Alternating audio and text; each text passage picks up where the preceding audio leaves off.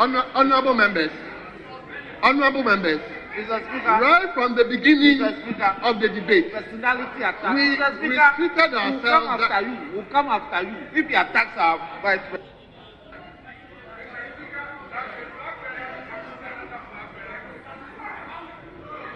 What is it?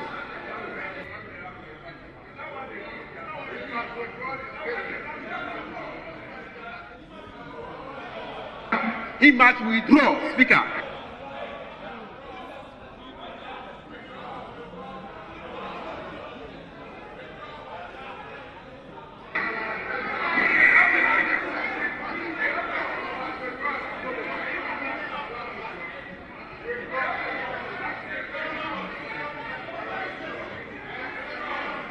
Leader, hold on.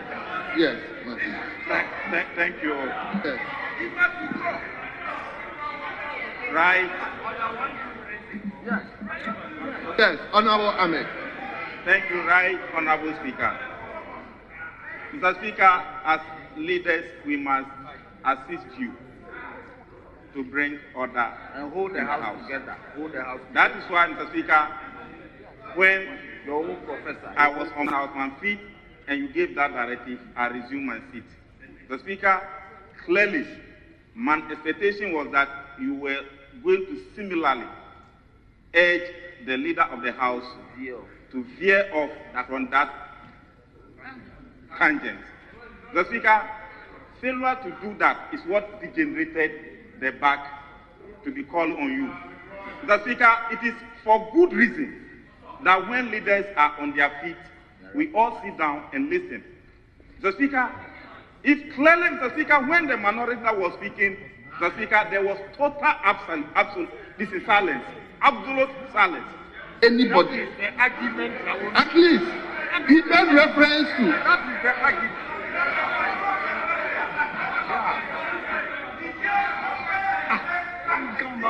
And he was quoting figures from the Honorable Ahmed. from the Bank of Ghana. Honorable Ahmed. The president. The facts are subjective. To you, they are facts. But to somebody, so it's they may. the state of the nation. That's what you are saying. That Professor Nana Okukwajima is not the state of the nation.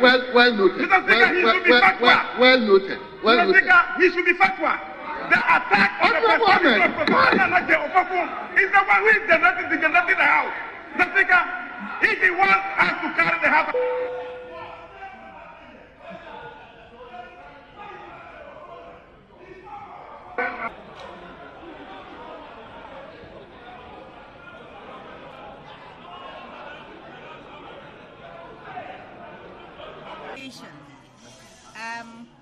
We've called you here because something has happened in the chamber this morning. Are here with us because if you come to our current standing orders, the speech of a member shall be relevant to the subject under discussion. This morning, all we have sought to do as a parliament is to have the closing remarks by the leaders on the State of the Nation's address. Our leader spoke at Forson, and when we got to Honorable Aponyumakin's turn, I think that what he has done this morning has been despicable, and I speak against it because I am a daughter of a teacher who retired and sold in Medina Market. The examples that I found that has brought me to be a member of parliament includes, if you count 10 people, Professor Nana Jane Okukwajima, a former Minister of State for Education, the first female Vice Chancellor in this country, a school where Honorable Aponyumakin attended. And for him to change the narrative, the discussion on the floor, to attack this woman the way in which he did is totally unacceptable. I take exception to that. And I think that we cannot, only on the 8th of March, celebrate Women's Day, International Women's Day, where we are asking that we need mentors for our young girls to grow and become like. And for him to reduce this woman as if he was talking about his co-equal or his classmate, somebody who has taught you, communication skills, a person who has been elected by the biggest party in this country. What is the difference between the ordinary thief and a political thief? Number one, The ordinary thief steals your money, your bag, your watch, and your jewelry, isn't it? But the political thief steals your future, your career, your education, your health, and your business. Number 2, the hilarious part is that the ordinary thief will choose whom to rob. But you are the one who choose the political thief to rob you. Because we choose them. We vote them. We blindly say we are not blind. Who is deceiving who? The ridiculous part of the whole issue is that we will fight to defend and protect our belongings from the ordinary thief. Is it not? But we fight each other to defend and protect the political thief. Is that not what we do? Thugs will be fighting themselves to protect those that are stealing our career, stealing our joy, stealing our health, stealing our success. What a shame. If you reach a certain stage in life and there is nobody who can look you in the eye and tell you the truth, you are doomed. And that is where our country has gotten to. We need to rescue this country. Wallahi. And I feel very terrible as a Ghanaian at this time. This country is in serious trouble, ladies and gentlemen. We are in serious trouble. We need to rescue this country, ladies and gentlemen.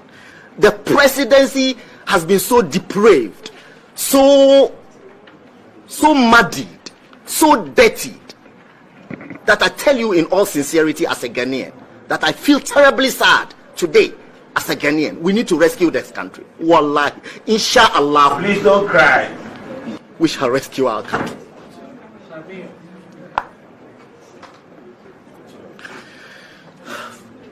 Government is broke, government is broke.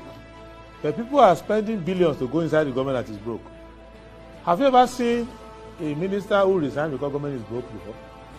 Government has no money. Have you ever seen a governor who said, ladies and gentlemen, when I was elected, I thought the government had money.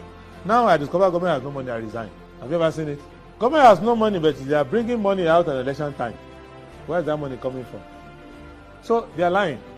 What is happening is that there are 2 types of wicked people in government. Type 1, they eat current money. Any money they find in government, they will eat it. They are wicked about that one. There is type 2. Type 2, they eat current money and future money. They will say, my term will end next year. When I leave, how will I eat money? Let me borrow money now and borrow money of the future and eat it now.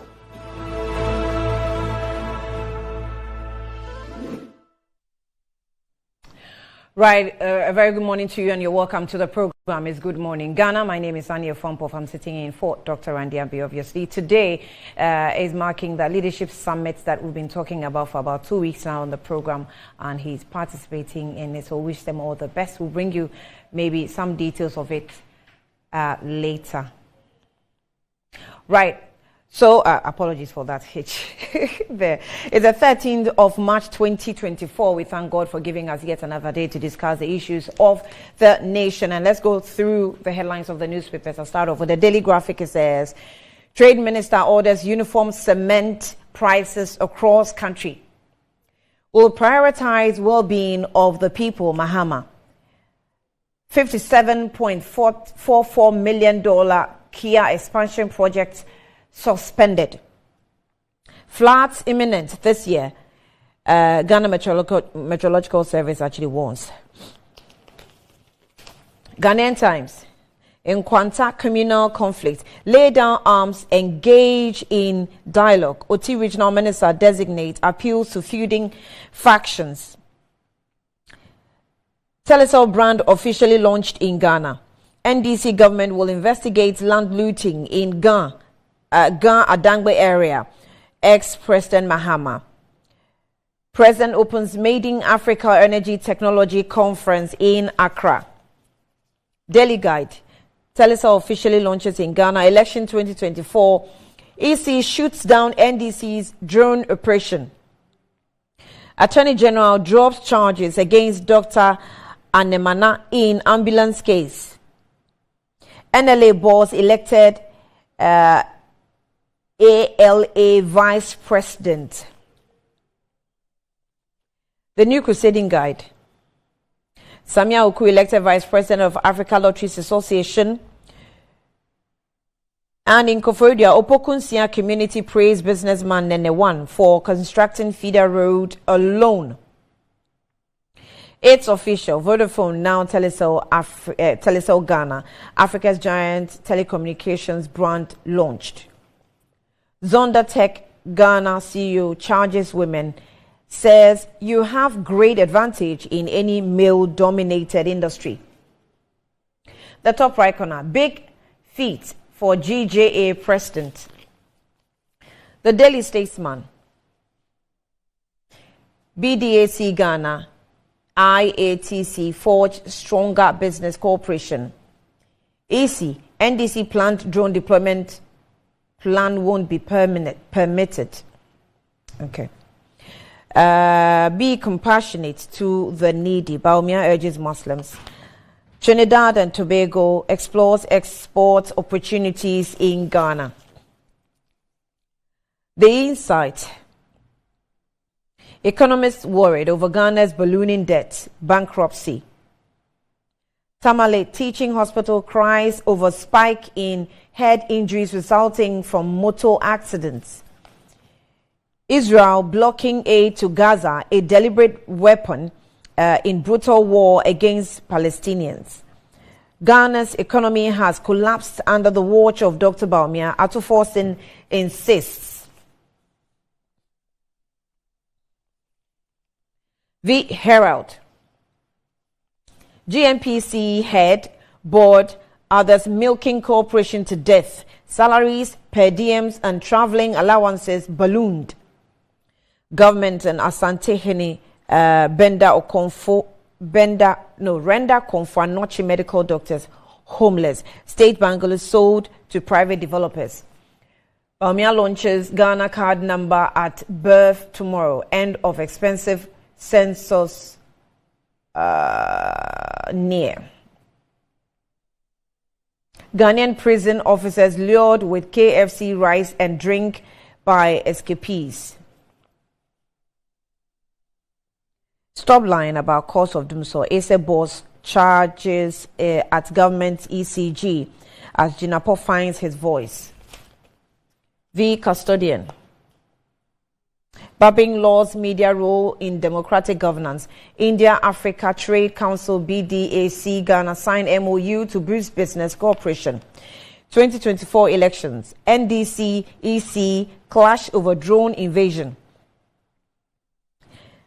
DNI Foundation launches second edition of Train a Physically Challenged project. The publisher, the Ghanaian publisher. Will Bawumia also pick a woman? Afenyo Markin defends $449 million 1D1F tax waiver. Okay, so in terms of the women, we have Irina Toshiado Latte here. We have Akosua Frema Oseo Pari here. And then we have Ursula Uswe-Kufu also here. I think they are the top 3 leading women in terms of the choices available to the MPP as running mates. Oda MP shows class at vetting, proposes clinics in market centers. CBG laws Kasapreko 4 listing on GFIM. And then we also have at the top right corner ARTC, BDAC Ghana sign MOU. The Finder. Telecel Group unveils brand in Ghana. Samia Oku elected African Lotteries Association Vice President. BDAC strengthens Ghana-India business relation. School farms back. Government support with partial grant, land development, seeds, fertilizer. The Daily Searchlight. When will Ghana admit that the cedi has collapsed? It's just a question. Cedi depreciation to blame for surge in fuel prices. COPEC. Invest in developing technical skills for Ghanaian youth. Dr. Bawumia to Telecel Group. CCTV exposes prison officers aiding a Chinese prisoner escape. ECG alerts Ghanaians of peak hour outages. ECG alerts Ghanaians of peak hour. Okay. I think the headline has been captured twice. All right. That's it for the newspapers. Let's take a breather. We're back.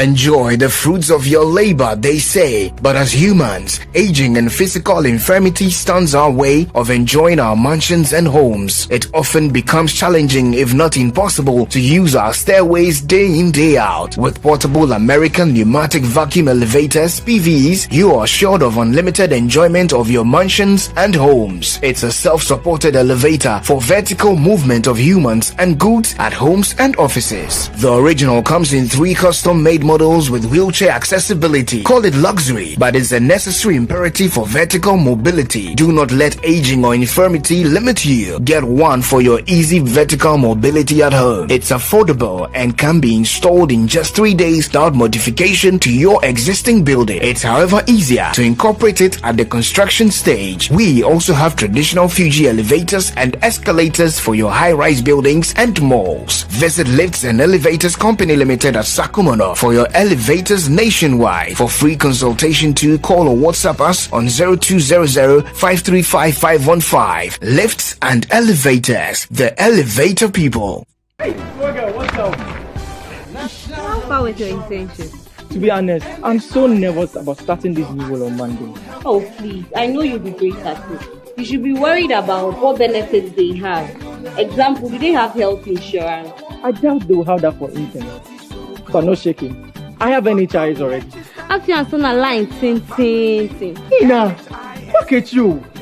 What are you going to do in the office when you can just download the app to register for an NHIS membership? Yes, my people. You heard right. You can now download and register your membership on my NHIS app. No long queues or tedious paperwork. All you need is your Ghana card to register for yourself and for others. Once you register, you get a new digital NHIS card on your phone. My NHIS app gives you access to credentialed health facilities and services across the country. NHIS covers over 95% of disease conditions in Ghana. Access to healthcare just got easier. Now let me sign up quickly. Please, Seth, I'm starting work next month. Anti-cavity, gum protection, brighter teeth, and fresh breath. I'm a fat missy way. The patch of bantama. My chest. That's so cycle. It's her smile. The fresh breath. Me, Jidi said we use Kel 360 toothpaste. Some kind. Kel 360 toothpaste. That's Kia. Kel 360 toothpaste. It's a gum protector. Onim jom kasan. Kile hosen. Kel 360 did the way. It's cool mint. Gives me fresh breath and your confidence booster. And you will so feeling kika when you know Kel 360 toothpaste. Happy smile. Kel 360 toothpaste, anti-cavity, gum protection, brighter teeth, and fresh breath. Kel, happy smile. This advert is FDA approved.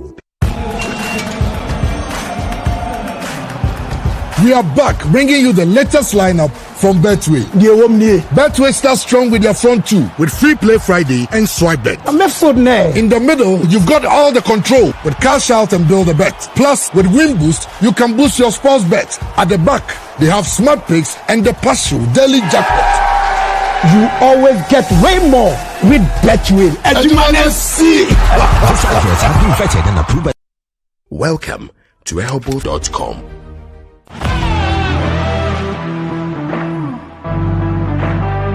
The biggest car center in Ghana, offering unparalleled round-the-clock service in autos and accessories. Nadam Autofix is the biggest distributors of used tires in Ghana, offering first-grade second-hand car tires of all rim sizes at both wholesale and retail prices. We are also the leading name in car sensor diagnostics, corrections and sales of car accessories. We excel in car washing and detailing with state-of-the-art steam engine washing machines that keep water away from your engine, ensuring a clean, healthy and responsive engine. Nadam Autofix, the first name in servicing, car accessories and car washing. Visit us today and experience the world of class difference. Find us today at Asoridaho, directly opposite Dansoman KFC and the Shell filling station. For more details, you can call us on 0503 244 266 or 0535 3398 0823. Nano Motor Fix. Wukwansu Nyonko Papa.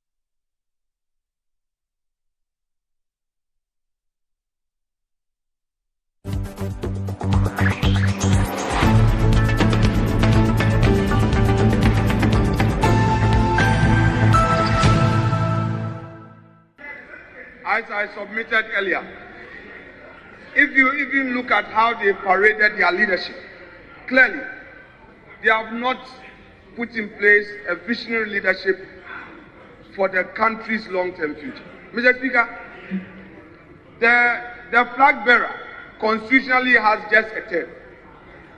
Should that happen, the flag bearer has gone for a running mate. Mr. Speaker, under normal circumstances, they should have given us a running mate who would give a future to Ghana. Like we have given a flag bearer who represents the future of Ghana.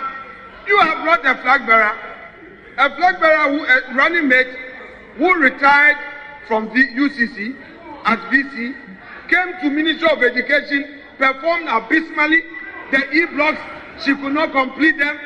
She did only 29. Today you say the running mate should be the future of this country.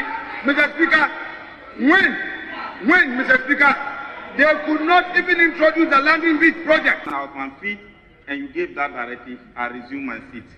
The Speaker, clearly, my expectation was that you were going to similarly urge the leader of the House to veer off from that tangent. The Speaker, failure to do that is what degenerated the back to be called on you. The Speaker, it is for good reason that when leaders are on their feet, we all sit down and listen.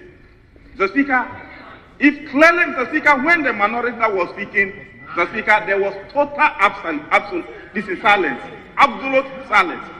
Simply because, the Speaker, he was turning out facts and figures. Mr. Speaker, similarly, when the majority leader started, we were all quiet.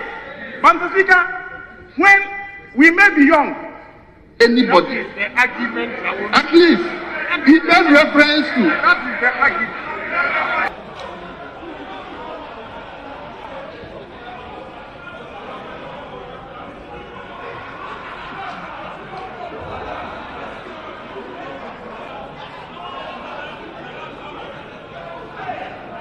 For coming at such a short notice. I represent the Central Region Party, but it's very offensive to women in the Central Region.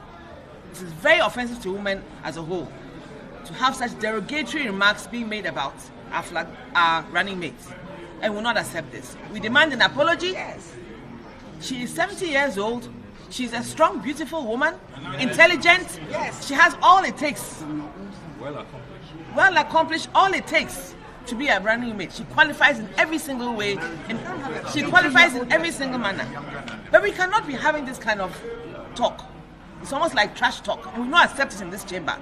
And Honorable Afenya must apologize, must withdraw, and must do the needful. For somebody who taught him communication skills, this is not what she taught him.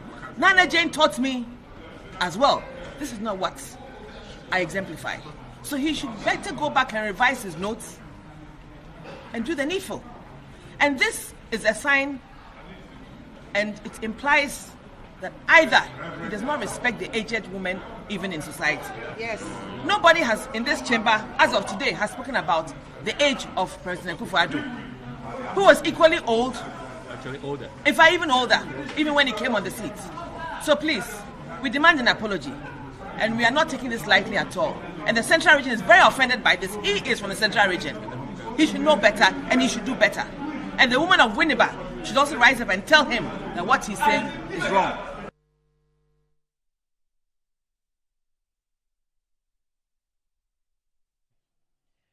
All right, so this is what happened on the floor of Parliament on the 11th of March 2024, just in case you missed out on that, just excerpts of what happened. But let me introduce the guests and then maybe we'll go into that later on. Eric Amwakuchum is government spokesperson. He's with us here on the platform. You're welcome. Good morning. Good morning, Annie. Thank you for your time. You're welcome back to Ghana. How did you know I was going to Ghana? Oh, I know. For me, I just go chasing my guests and finding out where they are. If I'm looking for them to come on the show, I have to be asking. Oh, thank you very much. He's there. Thanks. When did you travel? I was away for like 4 weeks. I don't know. Hey, for 4 weeks? Yes, 3-4 weeks. Yeah. Hey, where did you go? I was out of town. Principal is asking something.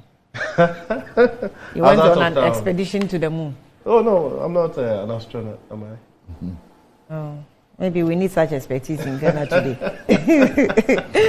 Mr. Barry, good morning. You're welcome. Good morning, madam. I hope you're well as well. Well. Okay, so he's also the managing editor for Inside Newspaper as well. Wow. So let me give you this before we get into the discussion where Momo, MTN is rewarding you for using the Momo app, and it says that there's something for everyone, so you have to download the Momo app and Play Store or App Store and use the Momo Pay for your day-to-day transactions to the merchant, either through the QR code or through the merchant ID, and stand a chance of winning 1,000 Ghana cedis weekly and other amazing prizes as well. So our merchants are also not left out of the reward. Receive payments and win. Keep using the Momo Pay or Momo app and get rewarded. There is also lots of prizes for everyone.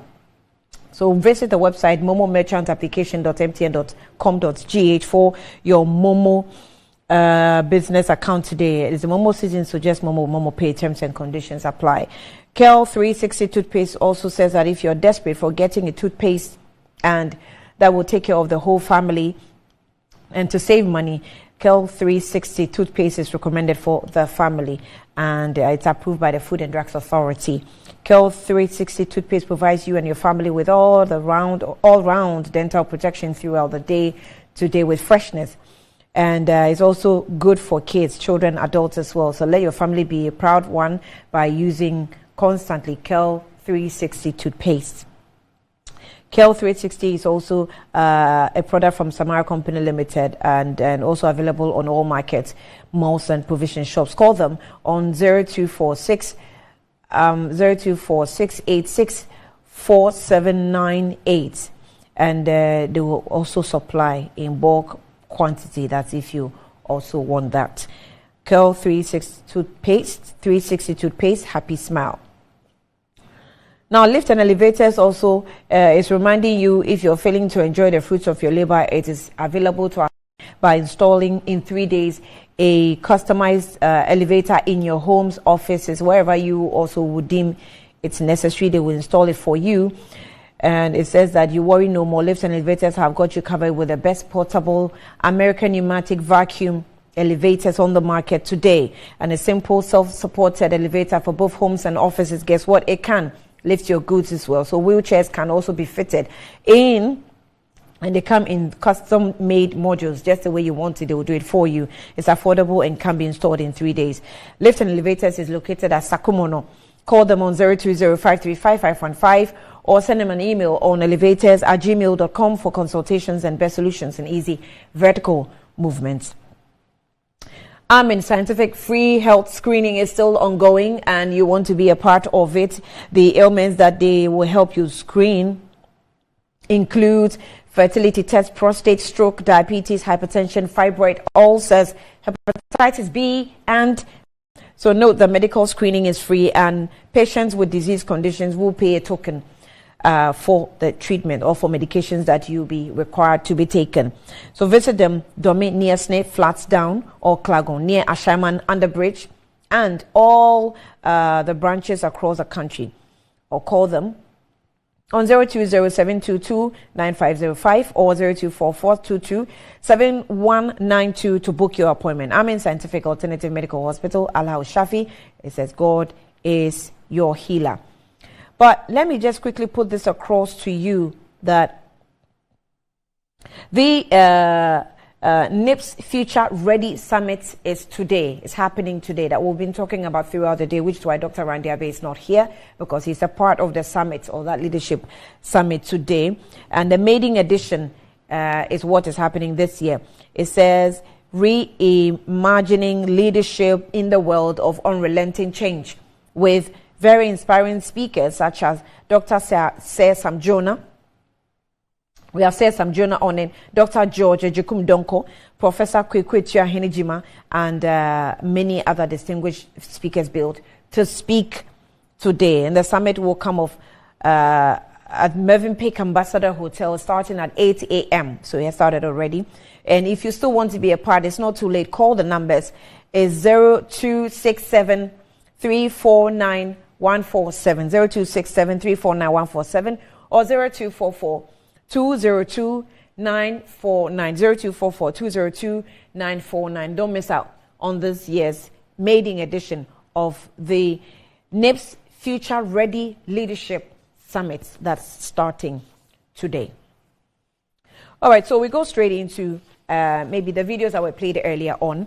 It says Nana Opoku-Agyeman is over 70 years. Afenyo making comments draws minority backlash. Near chaos erupted in Parliament when majority leader Alexander Afenyo-Markin attacked the personality of John Mahama's running mate, Professor Nana Jane Opoku-Agyeman. According to the legislature, she failed to deliver on her mandate despite occupying key positions in the past government. He asserts that the NDC flag bearer made a wrong choice for running for a running mate, as they represent the same old NDC. The majority leader was contributing to the concluding debate on the State of the Nation address on March 11. It is the same old NDC. It is the same old John Mahama. And Mr. Speaker, perish the thought. Should he even get the opportunity to, the opportunity he has only 4 years constitutionally, there will be no sense of urgency in him because he has nothing else to lose. Even if you look at his choice of running mate, he could not get somebody that could say that they are planning for the future. Quote, the person is over 70 years. We have no succession plan. From day one, their government will be in crisis. They went to pick a very old person who could not perform at the education ministry. Quote, as I submitted earlier, if you even look at how they prepared their leadership, clearly they have not put in place a visionary leadership for the country's long-term future. The flag bearer constitutionally has just one term. Should that happen, the flag bearer has chosen a running mate. Mr. Speaker, under normal circumstances, they should have given us a running mate who can offer a future to Ghana. I'll end it here because the write-up is quite long. So let me engage Kwesi Peretta. I'll engage you. I'll start with you on. Well, you know, this debate is absolutely needless, and there are parts of the debate that are ironical in many senses and so on. Here we have the so-called majority leader in Parliament insisting that the election of a 70-year-old woman as flag bearer is not in the best interest of the nation. Now, what is interesting is that the president, from his party, is almost 80 years old. So I'm sitting back and saying, what is wrong with this gentleman?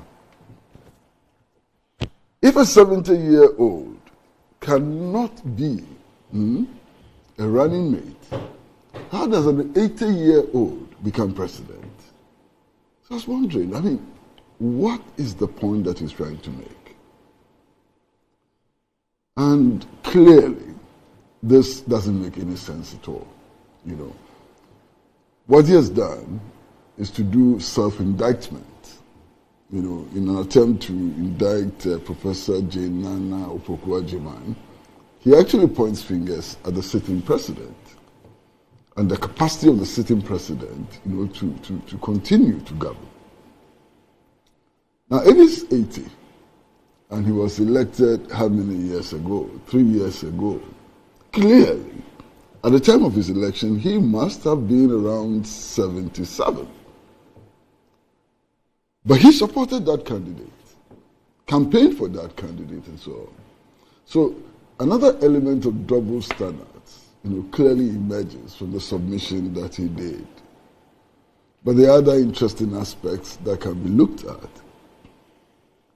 There's a discussion, a debate on the State of the Nation address. How does this feature in that discussion, especially at this time, that this country clearly is in crisis? And the crisis that this country suffers, I do not think, is a crisis of old leadership. Clearly, it's a crisis of the mismanagement of the economy. It's a crisis, of wrong choices when it comes to policy and so on. And it doesn't bother him. His focus is on the age, of a flag bearer and so on. And clearly, really, I'm lost. Now, you're looking at Professor Jane Nana Opoku-Agyeman, and I have no doubt at all that she's an excellent woman. I first saw her when she delivered the Kwame Nkrumah Memorial Lectures at the University of Cape Coast. And I was so very highly impressed by her intellectual ability and her general, disposition. This is a woman who has been in the public light for so many years as a very prominent professional, presence in academia, rising to become the first Vice Chancellor of a public university, serving as Minister of Education for a considerable length of time, becoming Vice Presidential candidate, and so on. And there's no scandal about her. There's nothing about her which should make anybody pause for reconsideration and so on. And yet she's subjected to this vicious attack.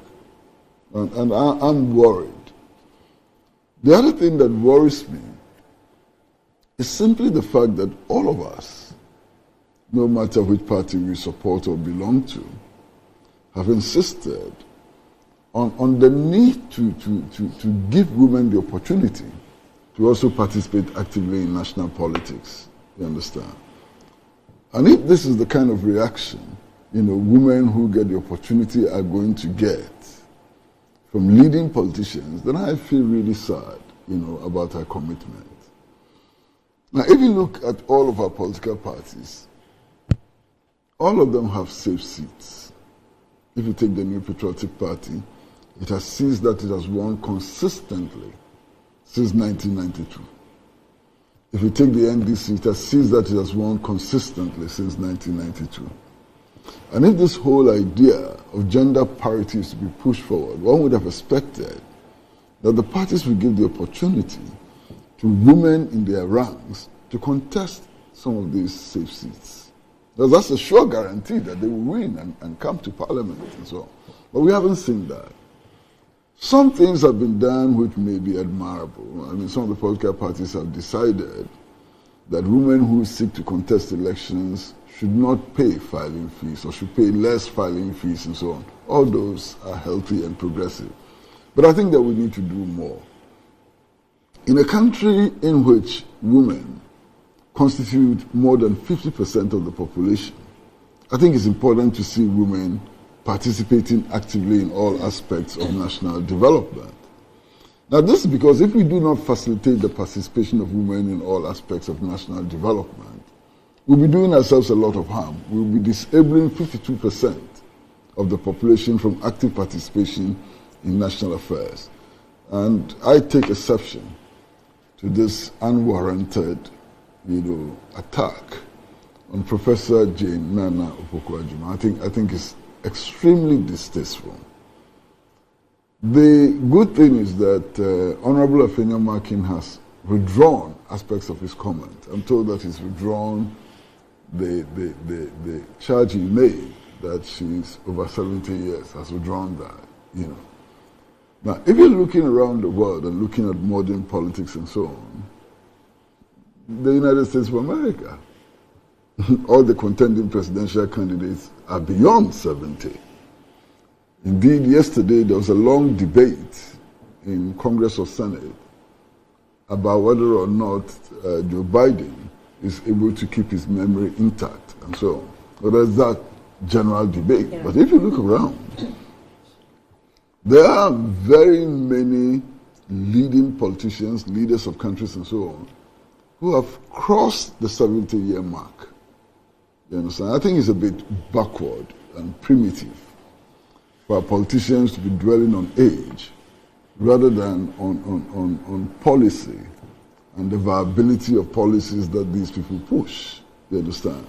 I think it's quite primitive within the African context today to be emphasizing largely on age, when indeed there are major problems ahead of us. I mean, Ghana and South Africa have been competing for the largest producer of gold. Sometimes it's South Africa, sometimes it's Ghana.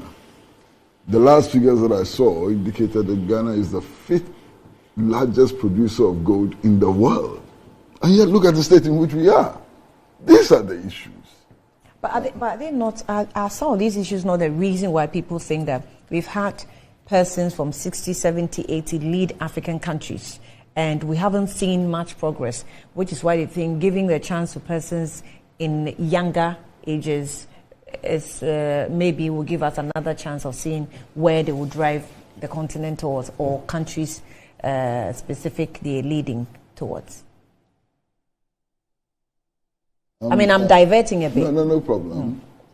I'm just trying so hard, to be polite, Because that argument is pedestrian in the extreme. Look, when we come to talk about the participation of women, we cannot argue that all women are angels. And we cannot argue that all women have the same political and ideological commitment. We cannot argue that all women are sane, and so on. We cannot make that argument.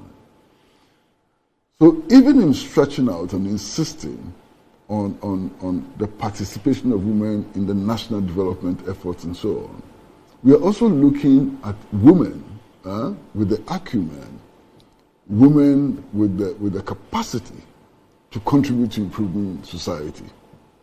Okay, and there are many such women. Now, when it comes to age, I've seen young people who are stupid, extremely stupid young people. And I've seen extremely stupid old people. You understand? And I've seen crooked old men and crooked young men. So the issue is not age. The issue has to do with the orientation of the people we elect as leaders. The issue has to do with their acumen and so on. And I'm saying that there are many young people who are capable. I've seen many young people who are capable, who can lead their countries, who have ideas, who can revitalize the economy and so on. And I've also seen many old people who have a commitment to their country that is not shared by many young people and so on. Right. So the argument is not age, is not just gender and so on. There's a lot more to the argument than just age and so on. I mean, 45-year-old people. I can point to some 45-year-old people who are reckless in the extreme. I can point to some 45-year-old people who are worse than vermin. You understand? Well, why are you looking at Eric? Oh, you're just talking. No, because we're just sitting on the same table. Okay. I mean, I have nothing against Eric. Okay. And I said that quite honestly. I have nothing against Eric. I think he's a fine gentleman. Has acquitted himself very well in what he does and so on. But I'm not talking about Eric. I'm just making, if you like, generic statements. Right.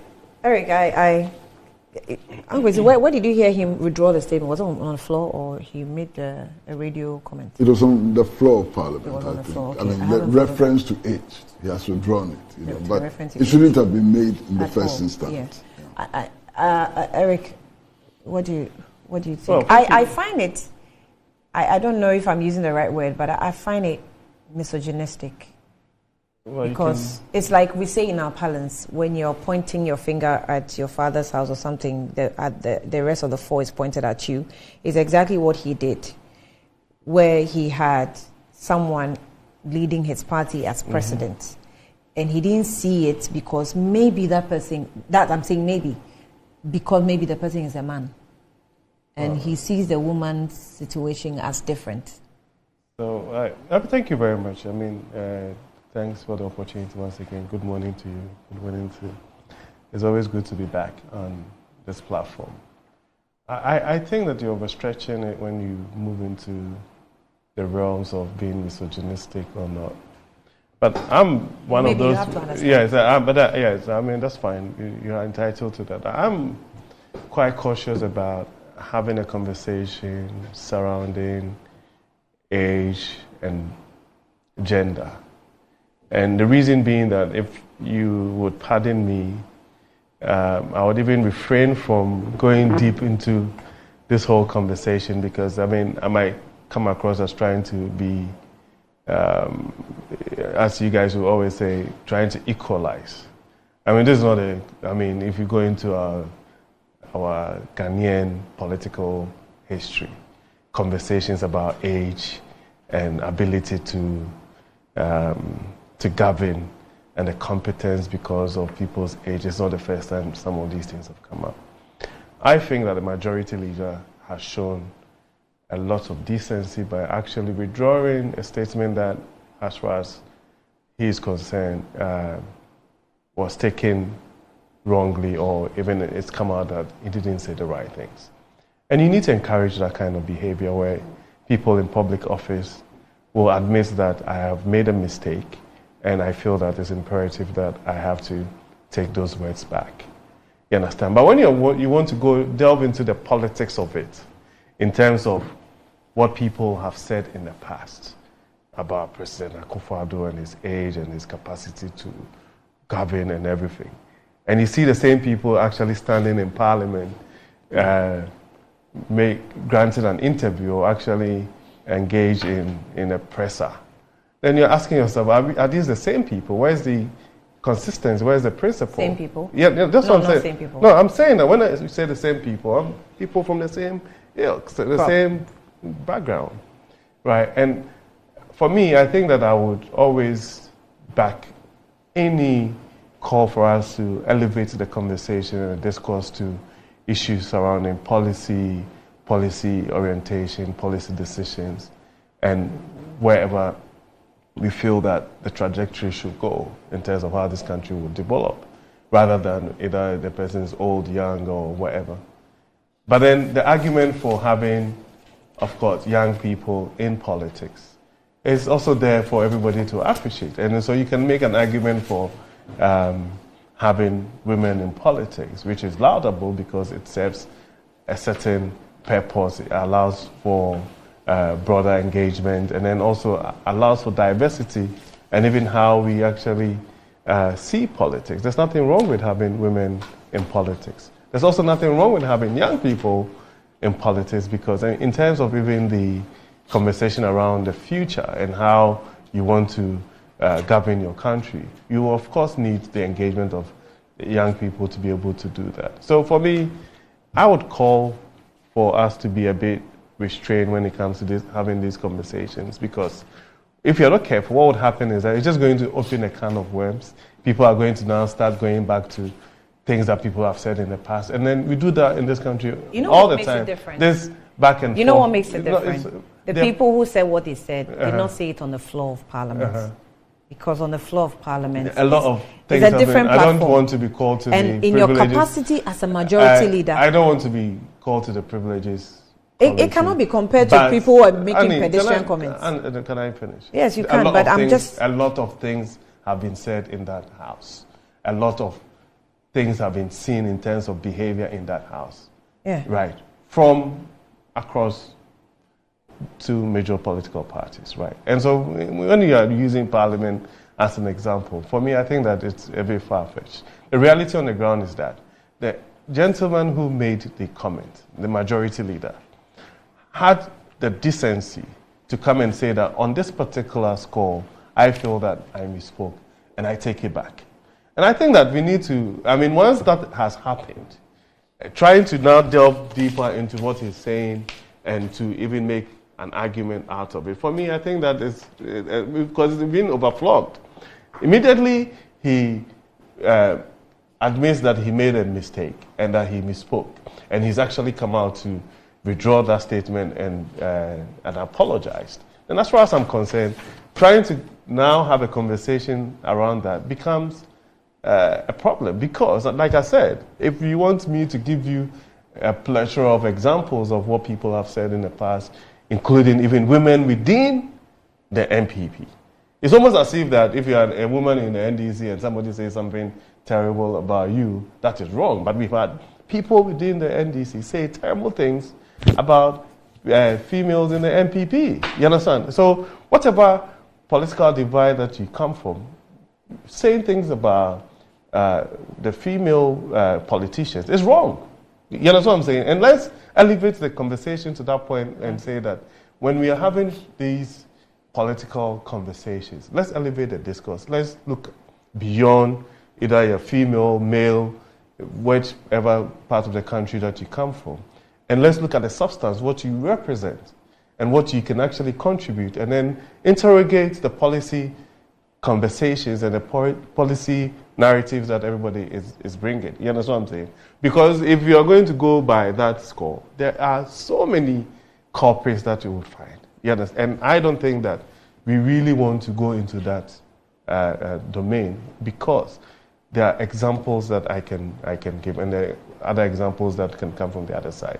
Now, I always feel that it is also important that when people find themselves in politics, they also have to appreciate that sometimes, by virtue of the terrain, people will say certain things. And when, for example, you have a running mate who will go out and also make certain pronouncements, it's also fair game that people would say certain things towards that direction. However, we need to also make sure that the conversation and the language is sanitized so that you're not attacking the person by virtue of the agenda or wherever they come from, but basically attacking the conversations and then the issues that they actually bring into the fore. So for me, I honestly feel that, once the majority leader has actually come out to withdraw and apologize that he misspoke on that particular score of the age thing, we can drop it. But then it's almost like Kwesi was saying, it's a call for all of us to elevate the conversation to the bread and butter issues and what the core issues are. And then, of course, we can debate all day long, you understand? But as for some of these things, for me, I think that really we are overstretching it. I don't think it's really an overstretching issue, as you want to put it, because of the kind of words he used. So even though he has apologized, I find it, I don't know if I should use the word hypocritical, because it's as though it was planned. No, but Annie, but that's what I'm saying. Hold on. Read the statement. It's on this same. The statement he made. Listen, he moved from one point to the other, step by step, Annie, talking about how you see that the leadership, they don't have a plan, so should, in case anything happens, there's no future. And then he moved on Annie, to say other things and touched on the age and still moved on Annie, to talk about how she did not perform in the various sectors she was put. Look, I find it as a planned thing. I don't think that if the members on the minority side hadn't raised the concerns they did, he would have apologized. Annie, it's on this same platform. If this person he was so speaking about even came from my family, I would be very, very, yeah, very. But that's what I'm saying. And even Annie, the fact that she doesn't come from my family and being a woman, I just thought that no, it's so misogynistic. It's on this same platform that Honorable Esla Owusu and Honorable John Jinapor, right, had a disagreement where later he had to actually go out there and apologize on the same platform. if I'm not wrong. Yeah, that's what I'm saying. So now what I'm saying is that we can stretch it. So now you're saying, and I can also give you. I don't agree. I don't agree with the instances you're citing. No, why would because that be the, hold on. Because I'm saying that. Let me explain. I'll let you talk. A female in the MPP. Listen. We've had issues. You have Honorable Esla Owusu. Annie, we've had the issues. example you cited. Let me use. Listen, we've had even other females on this platform attack MPP representatives it is the on this platform. You're using that I want to tell you. It's not the same as what happened. I'm saying that a lot of things have happened. Was Professor Nana Jane on the floor? I am saying that. Was she debating? Listen, I am saying that. You can very decide. Unprovoked. No, you can decide to nitpick and play ostrich. And I'm saying that when it comes to this conversation around politics. A lot of things. Listen, no, I'm telling you. But I take exception. I'm not playing ostrich. No, I'm saying that. I am not playing ostrich. I'm telling you. But you're not allowing me to learn. I'll allow you. If you allow me to make the point, I'll allow you to. Yeah, I'm saying that. I back the call that personal attacks, insinuations, and vitriolic language should not be allowed, male or female. And let's elevate the discourse to a point where we are interrogating the policy, narratives and discussions. But if you're telling me that you're trying to say that Honorable Afenyo-Markin has said something that he has actually shown the decency to apologize, and this is something that has not been said in our body politic in this country before, that I would disagree. And I said that I don't want us to go into that realms because people have said extremely more ridiculous things in our body politic in this country. Right? And so for me, I believe strongly that immediately the gentleman sees that he's gone to a certain point where he's wrapped off people wrongly and he's actually shown the decency to apologize and withdraw. Now trying to drill down to say that there was actually an ulterior motive now points to the fact that it doesn't matter what he says. You're insisting that it was a planting. And I'm saying that, yeah, people have said extremely ridiculous things. And even on this platform, male to female, female to female, a lot of ridiculous things have been said, which has actually even moved from the platform onto social media. We've seen all of those things. And I believe, and you know me, I've been on this platform for a long time, I believe that there's no room for that kind of, if you like, vitriolic language in our politics. Let's elevate the discourse, right? But nobody can play saints. We cannot be taking, moral lessons from a bottle. We can't, not from the NDC.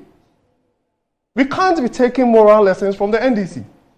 But I don't want us to go there this morning because when we do that, even the people at home who would be watching us will be saying that, oh, there we go again, the politicians are equalizing.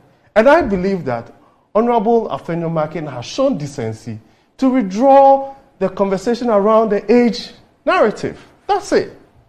Okay, so the point... I want to make a very simple point. And it is this. Look, you guys have to realize that Ghana is not NDC and NPP. You know, Ghana goes way beyond NDC and NPP. And I think that the supposition that we are standard bearers of decency and culture and so on is a wrong supposition which should be dropped as quickly as possible. What Afenyo-Markin said is indecent by all standards.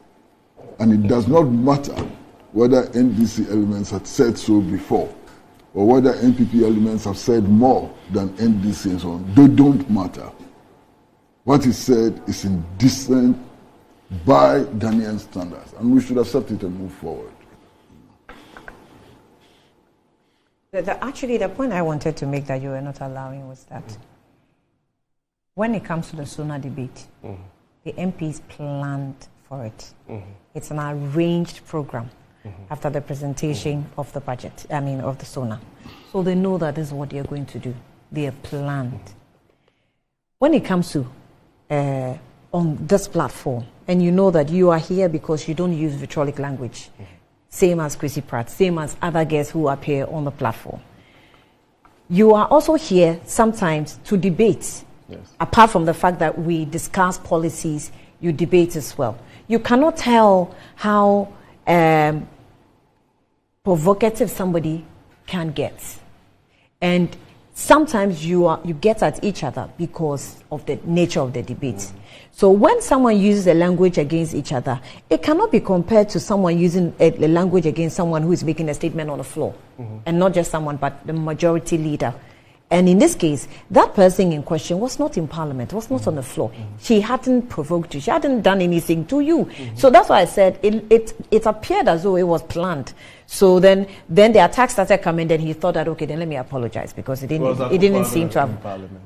No. Of course. But when they were having the debate, you would hear commentary from the minority side on Akufo-Addo. Right. Now, he made a point, and that's what I'm saying. He made a point that the NDC are trying to poo-poo the entire State of the Nation address, saying that it didn't cover all the elements that was supposed to cover, and that they didn't even see that there was any, if you like, hope in what the president had said. You understand what I'm saying? And he was making the point that this is coming from a group who had gone to choose a flag bearer that had a term, and had also gone to choose somebody that really doesn't project the future for a country. And that actually points to the fact that maybe they are not even thinking about what the future holds for this country, and that they are not ready to be given an opportunity.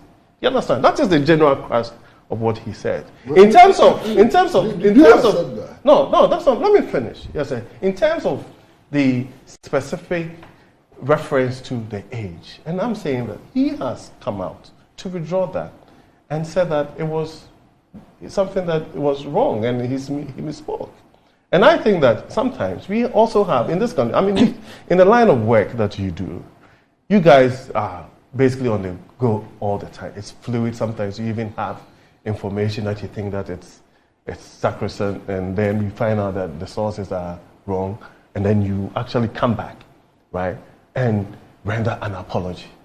You understand? We cannot be beating you, right, to death because you made a mistake and then you've come back to apologize. Because once you do that, then even the persons that are doing that are not being sincere. They are not doing it out of from a certain point of principle. You know what I'm saying? So that's what I'm saying, that once this has come to the fore, let's assume that, yes, a mistake has been made. The individual himself has actually come out and said that that was not what he actually was supposed to have said, right? And now let's move to the real government of the conversation, which is what are the policy alternatives that are being preferred by the NDC, and what are the alternatives that are being preferred by the NPP, so that we rise above the individuals. You understand? That's why I made the point that when it comes to people now going to stand in parliament and actually do a presser in reference to a female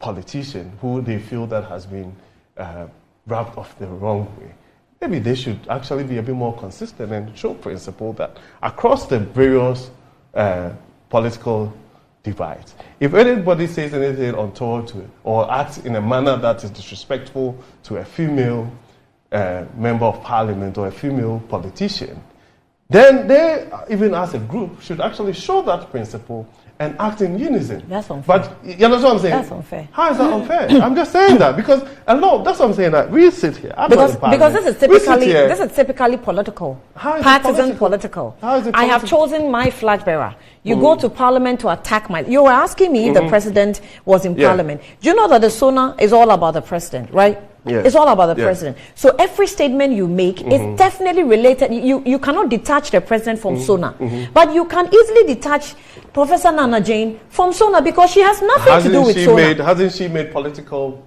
pronouncements? Hasn't she preferred her views on the ongoings in this country? I mean, so making reference to, you see, the thing is that we have to be very careful. Making reference to her in terms of her position as a running mate, it's not misogynistic. If you move beyond that and say personal things and cast aspersions to her person, that is wrong. But we cannot, I mean, are we saying that we want to now take her away from the political discourse? Because we can interrogate her performance as education minister. There's nothing wrong with that. We can interrogate her performance in public life. And if he says that she was abysmal as education minister and he actually goes on and lists those things, there's nothing wrong, there's nothing negative about that. It's politics. Right? But if he goes on to cast aspersions at her person and make certain pronouncement that is wrong, that is where I have a problem with. But are you saying that if we now want to do take a look at her stewardship as education minister, that means that we are attacking her? Then that is, then she has no business being a running mate, because she would also try to interrogate the performance of the NPP administration. There's nothing wrong with that. Unless, of course, I'm not getting the question right. You are right to the extent that anybody who is involved in national politics, woman, man, young person, old person, needs to be assessed by the population. And every citizen has a right to question the achievements and so on. You are right to that extent. What the problem is that to attack people on the basis, of the agenda, and to attack people on the basis we suggest that we are discriminatory is a problem. Yeah, but I don't... So if you attack Professor Jane Nana Opoku-Agyeman because she's 70, and you continue to praise Nana Akufo-Addo who is 80, there's a problem. That's the issue. There's a problem. Okay.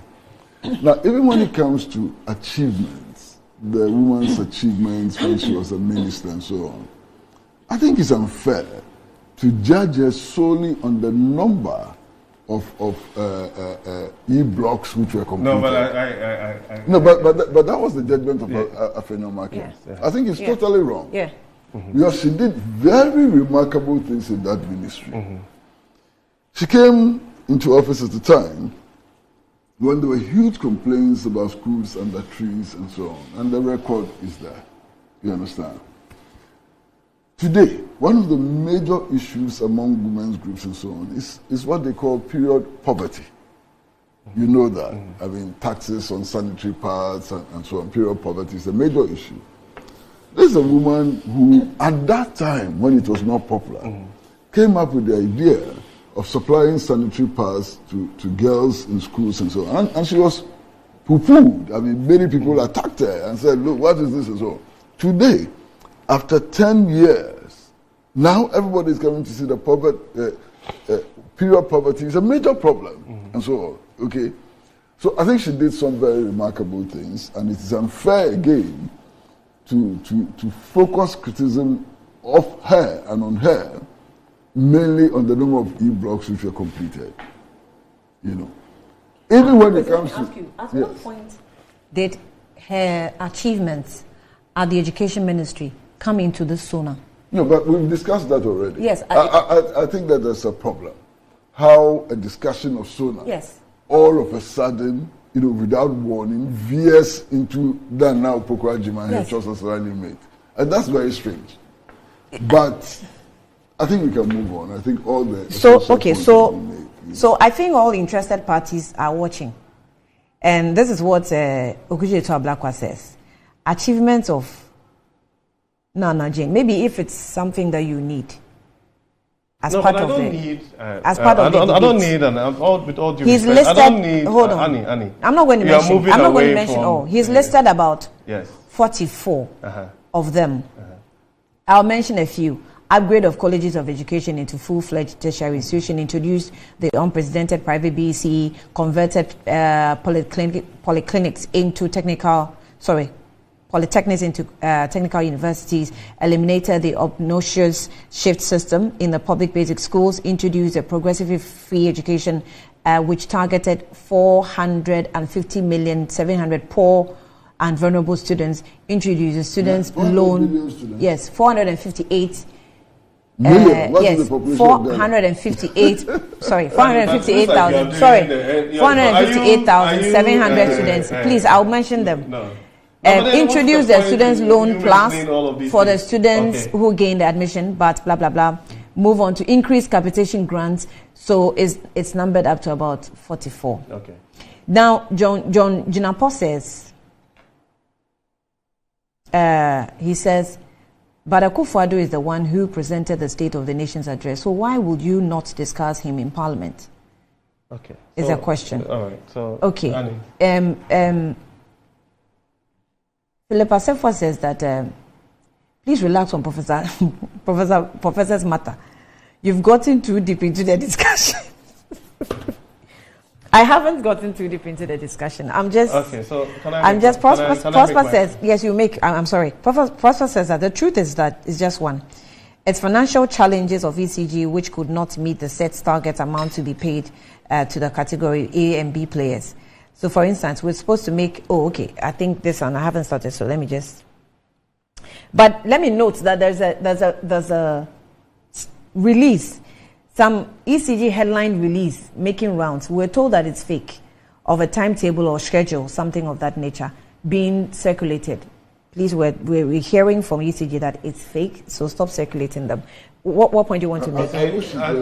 I'll come to that. I think but Eric was making the point that Afenyo Markin's commentary on the e-blocks was unfair and that she did exemplary. I mean, which education minister hasn't done exemplary things that you can actually list? You understand? But we go to elections every 4 years. We go into elections every 4 years, and what your opponents will do is to actually highlight what they feel that are your failures and your negatives. Right? And so, I mean, I don't understand this whole thing of trying to absorb her from a wholesome, a holistic, if you like, interrogation. There's nothing wrong with that. And I'm saying that holistic interrogation. Yes. Do you know what a holistic interrogation is? That platform was a wrong platform for a holistic interrogation. You're disappointing but that me platform, because that platform was wrong. I am saying that. I'm saying that. There is no minister of education since 1992 who cannot stand somewhere and say that these are the things that I have done, these are the things that I have actually introduced into the education system. Now, if you're talking about education ministers, and look at Akufo-Addo's flagship free SHS and what Matrick Opoku-Prempeh did, and what current Edutum is doing in terms of moving our second cycle institutions to this particular point, where young people who hitherto never had an opportunity to have secondary school education have had that. We can tout those achievements as well. However, in that same breath, the NDC will say that, but even when you're doing the free SHS, there are still challenges in there. That is the politics of it. So if he says that, well, she managed to only accomplish 29 of the E-blocks, that is fair game. There's nothing wrong with that. It is not incumbent on Afenyo Markin to go and tout the achievements of Jane Nana Opoku. That's what you are doing for her. How am I doing it? But you are the one reading Ablakwa's so I shouldn't read Ablakwa's message. And that is why I'm saying that.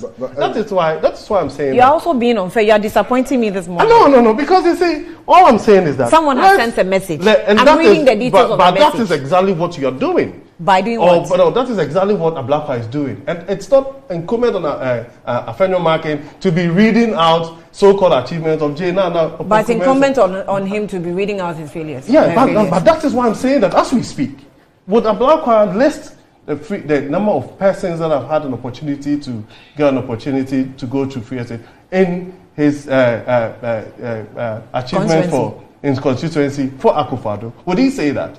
Or would he say that number of people who hitherto never had an opportunity, and he as member of parliament, and before free SHS, the number of people that were coming to him to ask for school fees and all of that, would he list those things? He will not list those things. However, when they are going for their internal elections, they now go about start touting some of these things and say that, I lobbied for this road, I got this scholarship for this student, I did all of those things. However, when they get opportunities to stand on political platforms, everything that they say about their opponents is negative, and that is fair game. Politics shouldn't be fair game, Eric.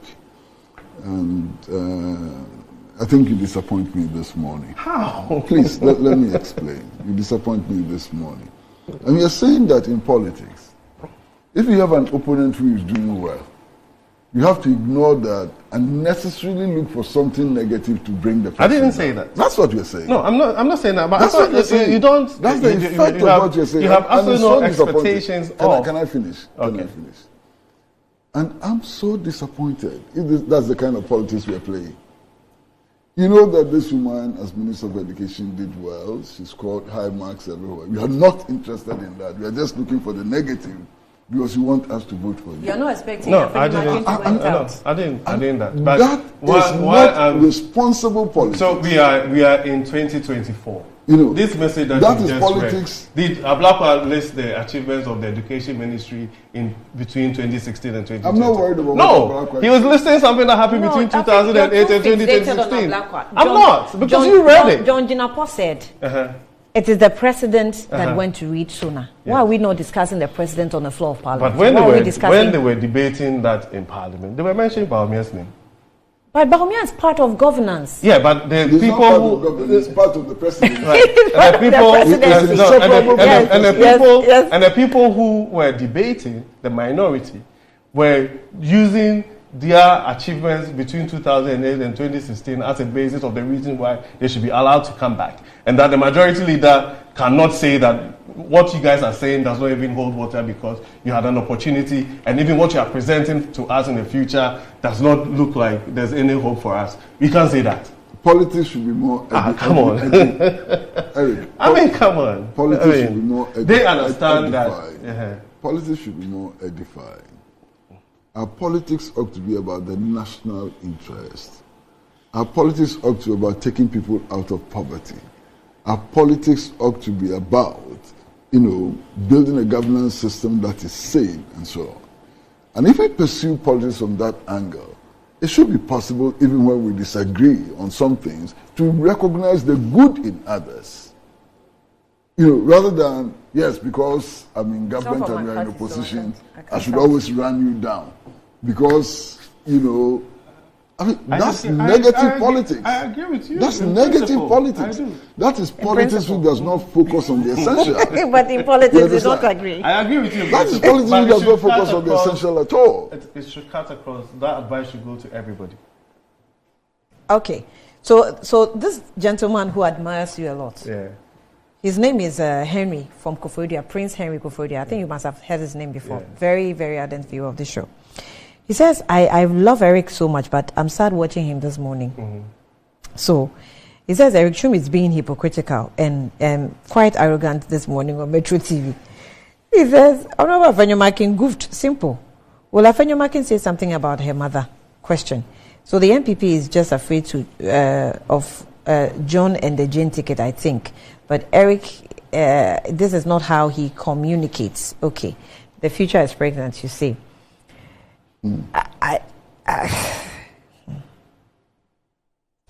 So what I told you about, let me just read this quickly, please. This is being circulated as a Doomsor timetable, but it's not.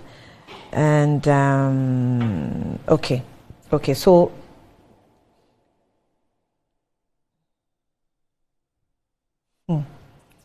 I think Honorable Ablekwa, if I read any message from you again, I'll be in trouble. So he's actually sent some links. I'll forward them to you. Maybe you can look at them later. Of more achievements. Tradable says, good morning, Annie. Professor Nana Jane Opoku-Agyeman is a solid woman with unblemished record. I am of the view that woman across the world, particularly Ghana, should arise and condemn the attack on the running mate of the NDC by the majority leader, Honorable Afenyomakin. It's quite unfortunate for Afenyomakin, and I didn't know. Quite unfortunate. Afenyomakin didn't know the age of the candidate Nanado in 2016. So we're told he has apologized. I'm actually asking for the video. If we get that, then we'll play for you to see how the apology looks like. But for now, that's what it is. Ambassador Sampiale says that we're not tired of being blackmailed by what the NPP and their policy concepts. In any case, what has all their policies landed us into? A collapsed economy, a broken economy thrown out of the capital market, hyperinflation, DDP, and more. Ambassador Sampiale, good morning to you. So let's take a break. When we come back, tell me if you have power or you don't. Tell me how you're managing with the non-provision of timetable. Well, I already know that some are circulating on platforms. I can't put it up because it's fake. And I've just been sent the message. But for now, you don't have a timetable. We'll be back shortly.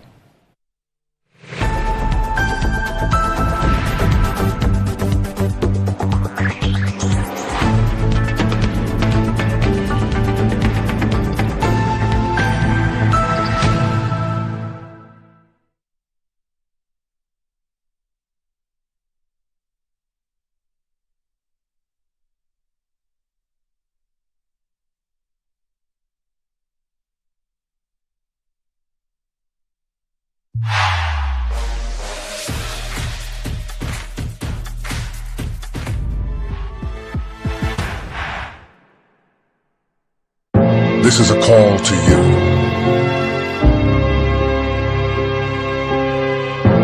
The dreamers.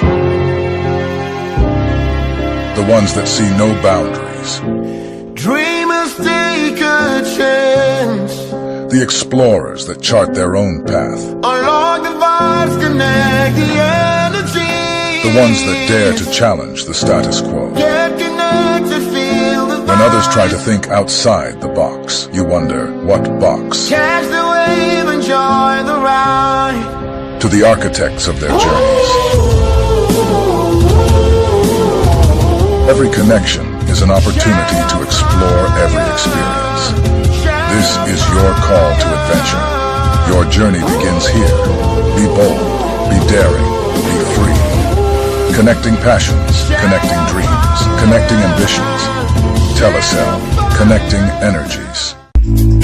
Good afternoon, Mr. Ampedu.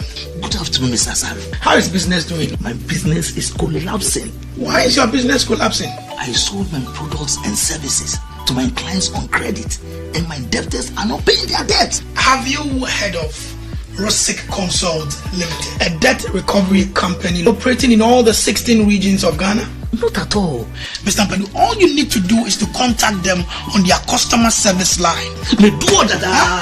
I recommend Rosic Consult Limited, a debt recovery company to financial institutions, businessmen and businesswomen, other companies, and also individuals. Rosic Consult has 98.4% debt recovery rate. We have professional debt recovery managers. You are assured of swift debt recovery. No recovery, no commission. For Rosic Consult Limited, no more write-offs. And we pre-finance the recovery ourselves.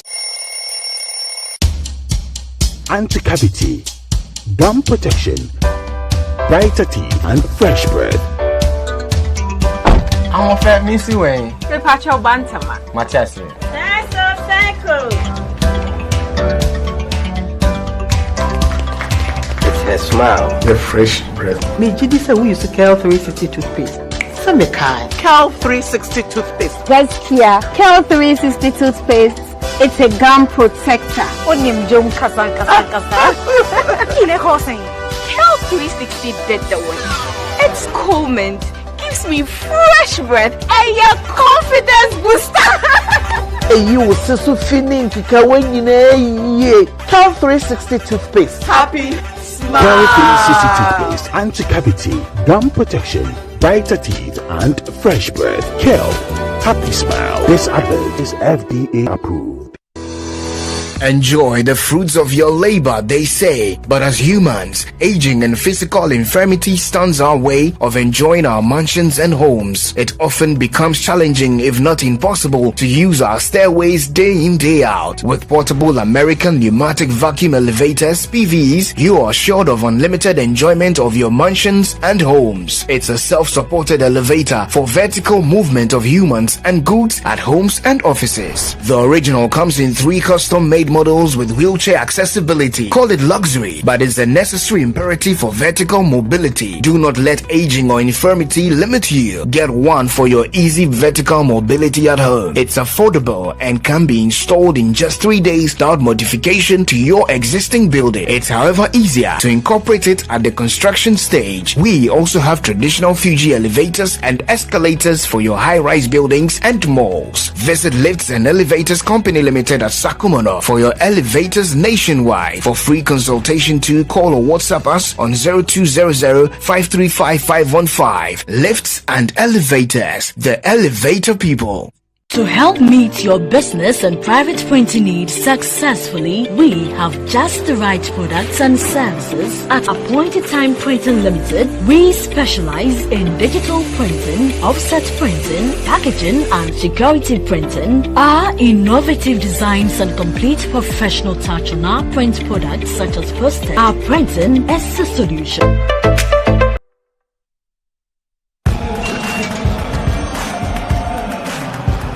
We are back, bringing you the latest lineup from Betway. Betway starts strong with their front two, with Free Play Friday and Swipe Bet. In the middle, you've got all the control with Cash Out and Build a Bet. Plus, with Win Boost, you can boost your sports bet. At the back, they have Smart Picks and the Partial Daily Jackpot. you always get way more with Betway. Subscribers have been vetted and approved by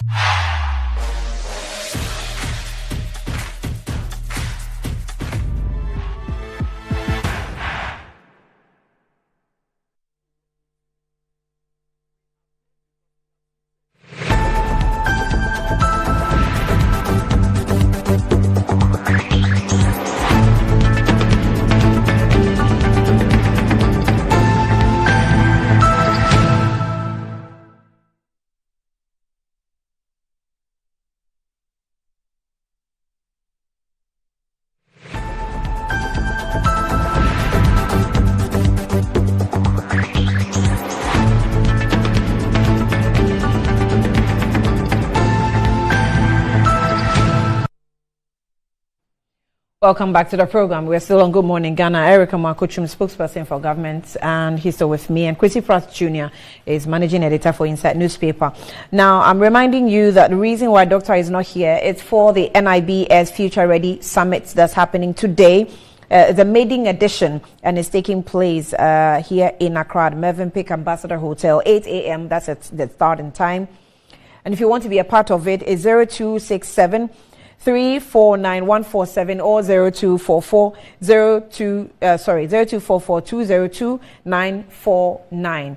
That's if you want to join. It's a media edition of the Future Ready Summit dubbed Reimagining Leadership in the World of Unrelenting Change, with the very inspiring leaders or speakers such as Sir Sam Jonah, Dr. George Ejikum Donko, Professor Kweku Etia Henijima, and many other distinguished speakers billed to speak today. So be a part of it and join that summit. Blue Jeans energy drink has been on the Ghanaian market for over 20 years. We already know what it does for the body. It contains vitamins and nutrients such as vitamin B2, B3, B6, B12, and as well as taurine and guarana, which are known to boost your strength and energy, as well as promote high performance and endurance. Blue Jeans energy drink has been tested and tried. It is indeed the best, and Blue Jeans energy drink is for the bold and active men who also go day to day to work. And go and grab your own bulk purchase. Contact them on Budget Cash and Carry Limited on 0208 128 190 or 055 001 0000. Also, Betway Cash Out Cesar Ayeseko, and Betway is giving you more control over every thrilling bet you place. Enjoy the biggest and most reliable cash outs in Ghana on Betway without hassle. Sign up today, betway.com.gh. And also, the Game Pack Game Limited is also on, and if what wealth means a lot to you, want to try this game, remember who's got the mullah got the power. It says Ghana's newest lottery game draws live on Adom TV 9 a.m., 12 p.m. and 6 p.m. daily. So pick up your phones and download the Game Pack Games app on Play Store.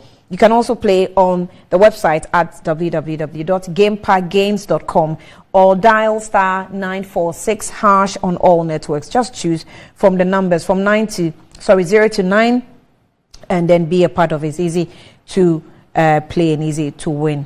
So it's not for persons under 18. So make sure that you are over 18 before you partake in it.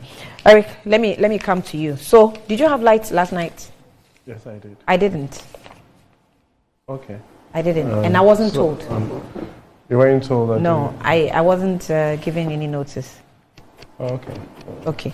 So this is a announcement that we received on 11th of March from ECG. Installation and distribution of transformers within ECG operational areas. The Electricity Company of Ghana Limited wishes to inform our cherished customers and the general public that so far 630 distribution transformers within communities across the operational areas have been identified to be full to capacity due to increased demand. This situation may result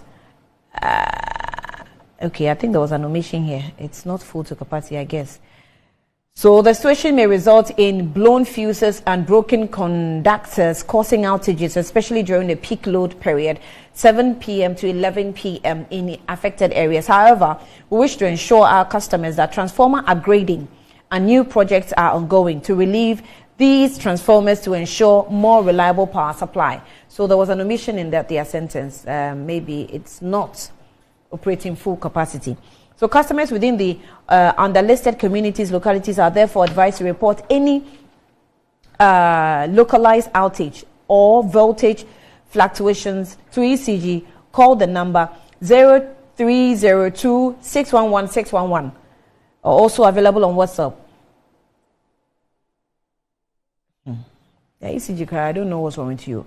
How can 0302 be on WhatsApp? Because we don't have the WhatsApp number on the release. So how do we contact you on WhatsApp? Give us a WhatsApp contact. But we also have them on Facebook, Twitter, or otherwise known as X, and Instagram for prompt rectification. We continue to seek support and patience of affected customers as we work to improve our power distribution system.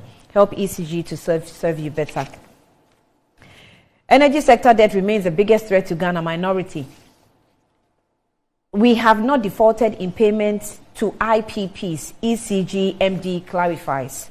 It says the Electricity Company of Ghana has defaulted once again on its fixing monthly energy purchase price with the independent power producers at the IPPs. This sparked concerns about the possibility of full-blown power crisis, also known as doom. So President Akufo-Addo in the State of the Nation address touted his ability to solve the Ghana's power outage, adding that the amount of $34 million is being saved on reconciled energy sector debt as a far better outcome than the take or pay his predecessor John Mahama left him. But I jump to here.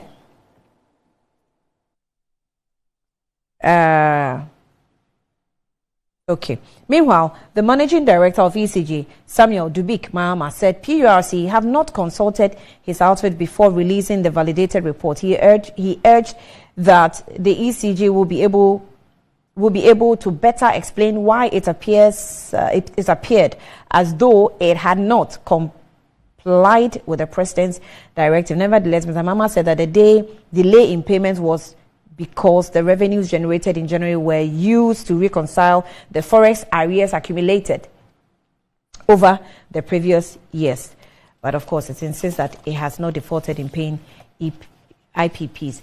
John Jinapo, that's a ranking member of Mines and Energy Committee in Parliament, has charged the managing director of the Electricity Company of Ghana, ECG, Samuel Dubik Mahama, to be transparent about the challenges in the power sector. According to him, the current power outages, also known as doomsday, should not be blamed on transformers or maintenance challenges.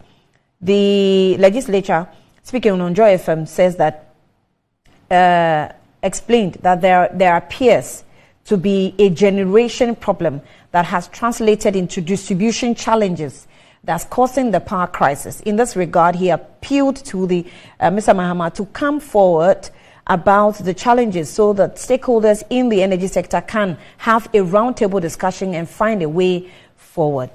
So I'll end it here. There's also the headline of 330 distribution transformer full to capacity leading to doomsday from 7 to 11 p.m. ECG. Okay, Eric, you're not being transparent with us. Who is not being transparent? The government, ECG. Well, so for me, when it comes to some of these conversations, I'm always on the side of the consumer.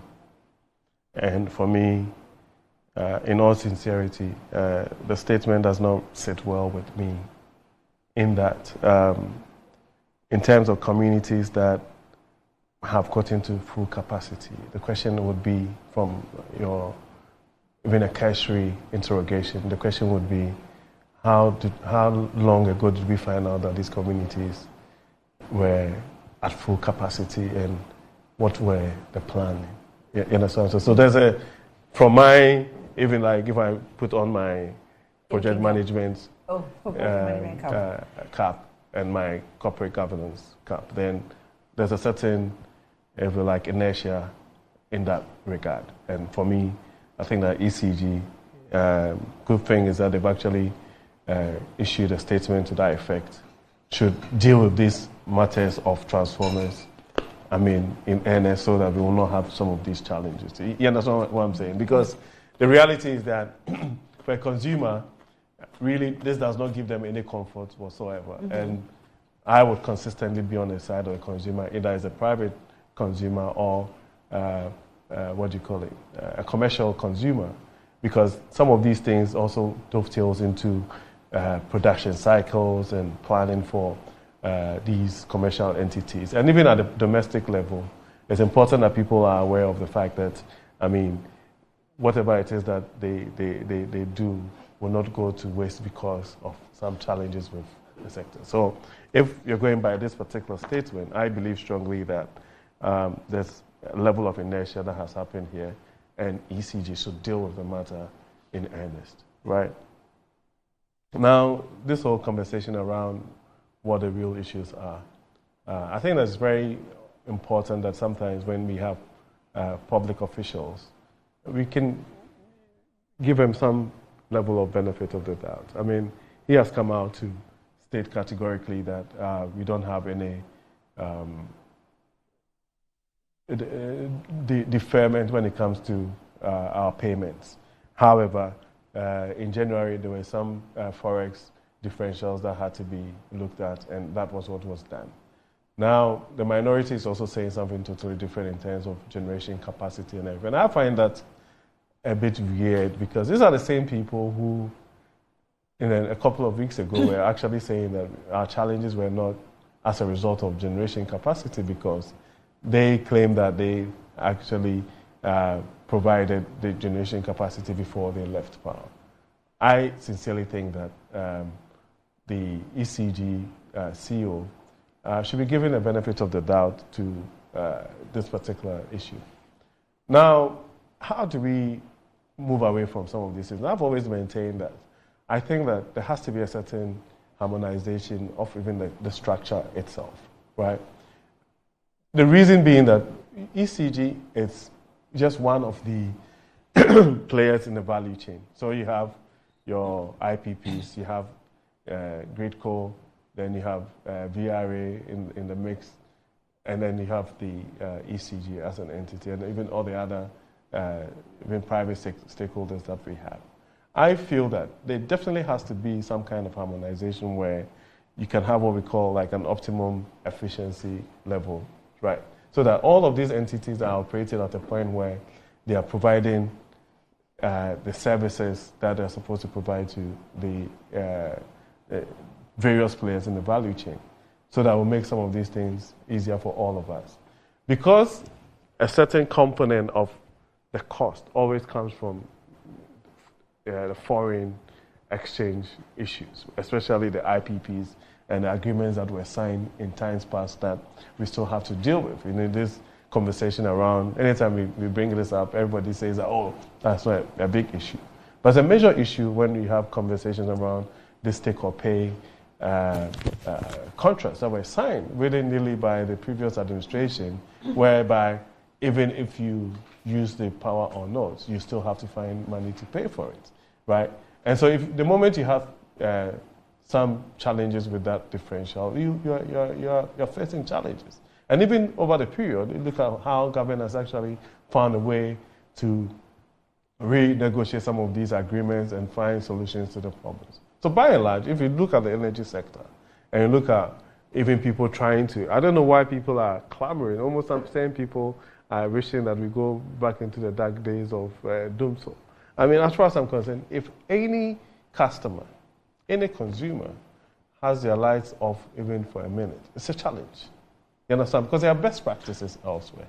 But I don't think that we've got into those dark old days of Dumso where for 4 or 5 years we were all sleeping in the dark. I mean, if you came to Metro TV in those days when you guys were on the other side, all that you can't even hear, we couldn't even hear ourselves speak. All that you hear will be two of generators, right? That is not the case as we speak.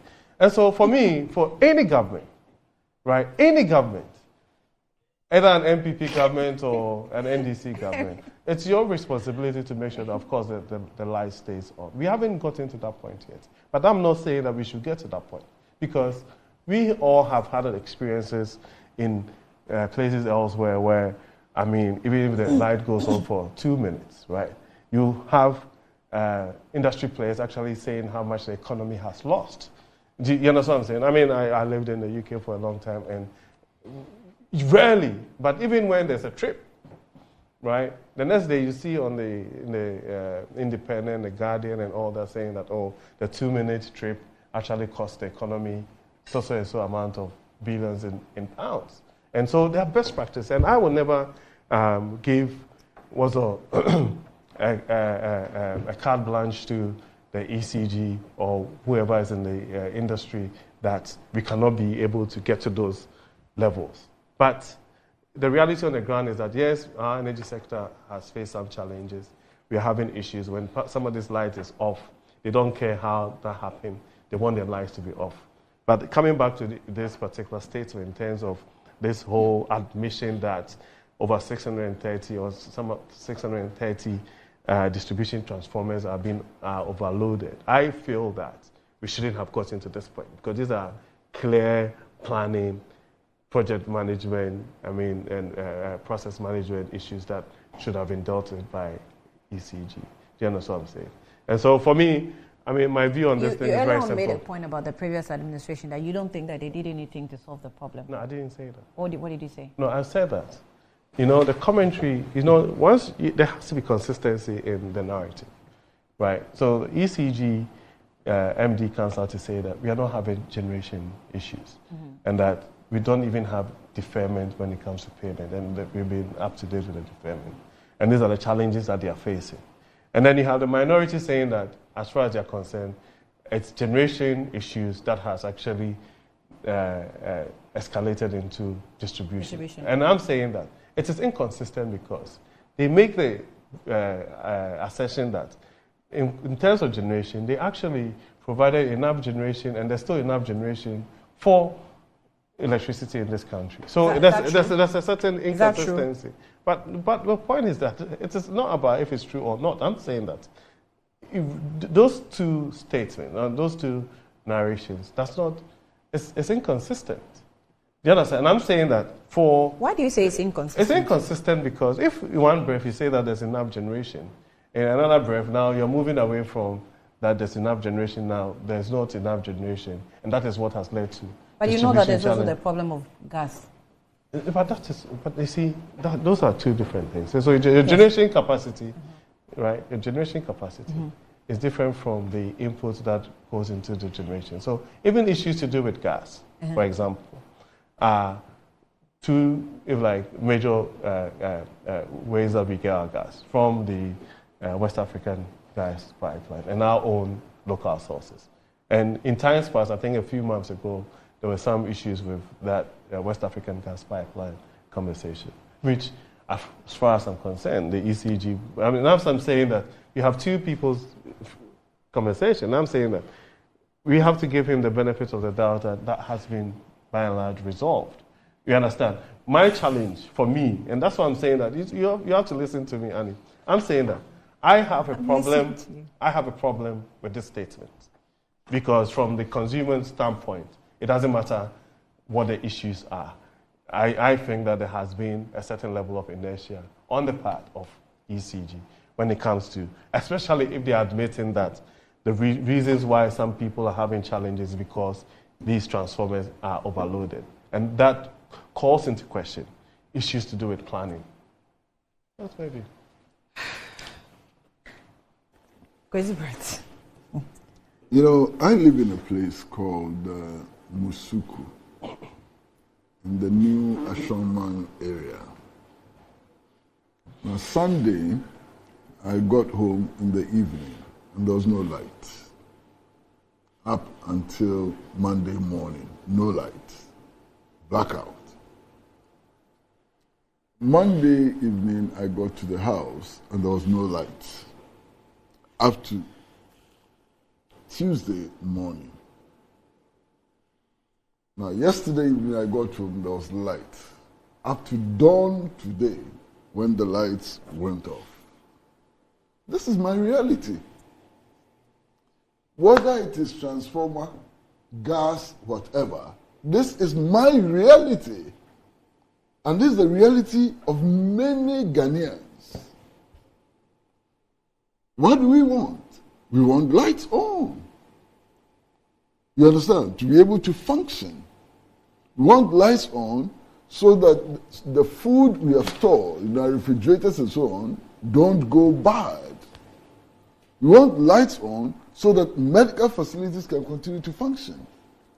We want lights on so that little children in the house can do their homework and so on. As for this gas transformer thing and so on, who cares? Who really cares? We want lights on, and we don't have lights on. In any case, what is Dumso? I understand a little bit of tree. What is Dumso? You put it off, you put it on. Is that not what is happening? Don't the lights go off? This is a little different. The causative factor is different. Don't the lights go off? Don't they come on? So what is all this rigmarole? What is all this explanation so on? We are having Dumso. You call it Dumso when there's a timetable. Annie, please. Please. It is Wednesday morning. Don't spoil my morning for me with these statements, please. That's what is happening. And then we are told that the ECG is denying that they have not issued any timetable. I wish that that timetable were true. At least then I can plan my life better. You understand? And then all these statements which are being made. You know, sometimes these politicians, I mean, really, they think that we are yo-yos. You understand? We know that the IPPs, the independent power producers, have been complaining for years that they are not being paid. Azogli actually threatened to stop production of power. And so, we know this as a fact. So how about this transformer? Have you paid the IPPs? You haven't. Please, stop what you are doing to us. Because you see, in addition to our not having power, you are now actually insulting us. We don't have power. It's problem enough. But you come and talk to us in ways which suggest that we are dummies. It's insulting. Stop it. Why? People depend on electricity for their livelihood, you know, to run their restaurants and so on. Their businesses are in jeopardy because of this situation. Solve it. And stop giving useless excuses that don't make sense. I just want to give these details as provided by John Jinapor, since probably ECG is not giving us. We'll get the energy experts to give it to us. He said that the capacity available is 3,012 megawatts, and the peak demand is 3,663 megawatts. Export CIA, that is Côte d'Ivoire, has been reduced to 27 megawatts. Sonobel in Burkina Faso is at 150 megawatts. And CED, in that CED, that is Togo, is at 54 megawatts. Load management by ECG is at 600 megawatts. So from a generation point of view today, there's a deficit of 600 megawatts. Some plants are down for maintenance and lack of fuel. They don't have money to buy adequate fuel, he said. He continued to say, then our gas production is declining, which is the point I was making. Now, he also goes on to say that it has declined by 32% in 2017. So even the throughput in terms, gas production is declined. Oh, no. Throughput, yeah. Okay, the throughput in terms of the amount of gas is going down. Look at that serious matter. And I am begging Mr. Dubik, please don't ignore that. When you have challenge, admit it, there's a problem. So you said that they were being hypocritical at some point. I wanted to come in there, but I didn't want to interject. No, I didn't use the word hypocritical. They were double inconsistencies. Yeah, and so, for example, if you... No, I'm saying that, let me make this point. I'm saying that when they are giving you excess generation, and you say that, what we need excess capacity for. Now, these are the issues that he's mentioned as befalling us, which is what has cut down the generation, of course. If you cut down your generation, then, of course, your distribution will be affected, right? And that is why you cannot say that it is what?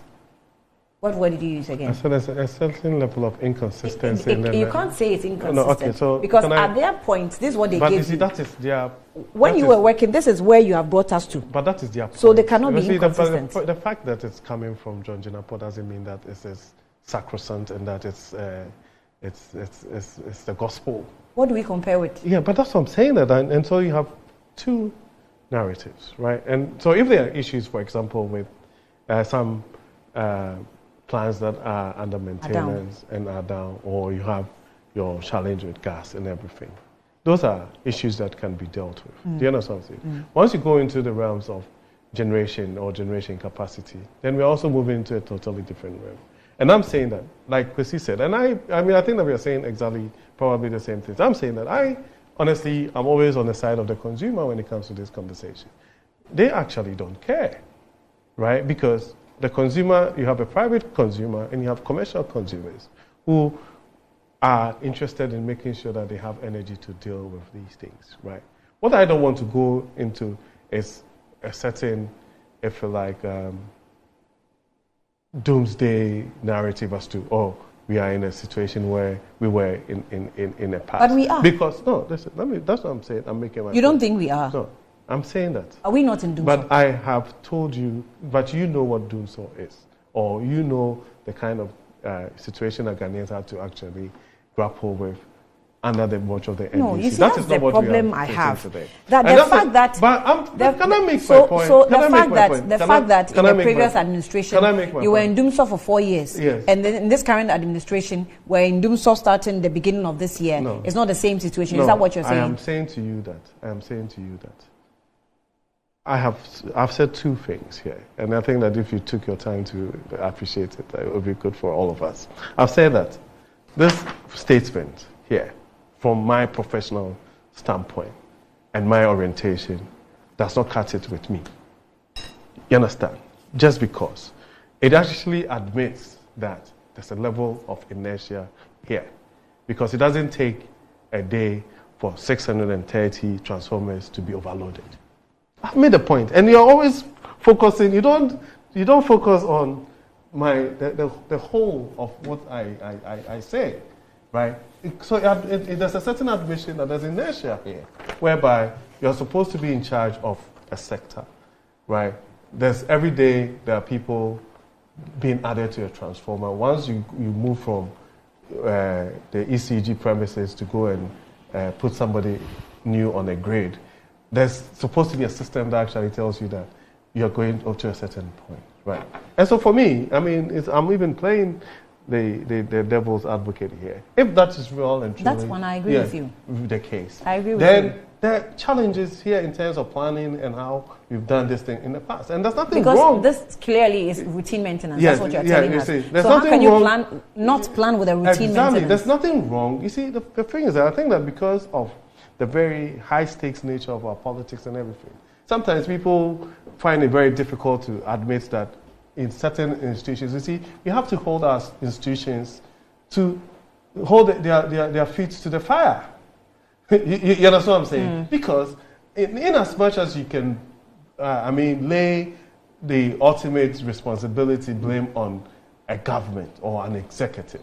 They are professionals, they are engineers, they are planners, they are people who are being given the opportunity to run these institutions. And that is my orientation all the time. Some people might disagree with it and have a challenge with it, but I don't really care too much. Do you understand what I'm saying? Then we can have the general conversation about government's commitment to the energy sector and what government has done.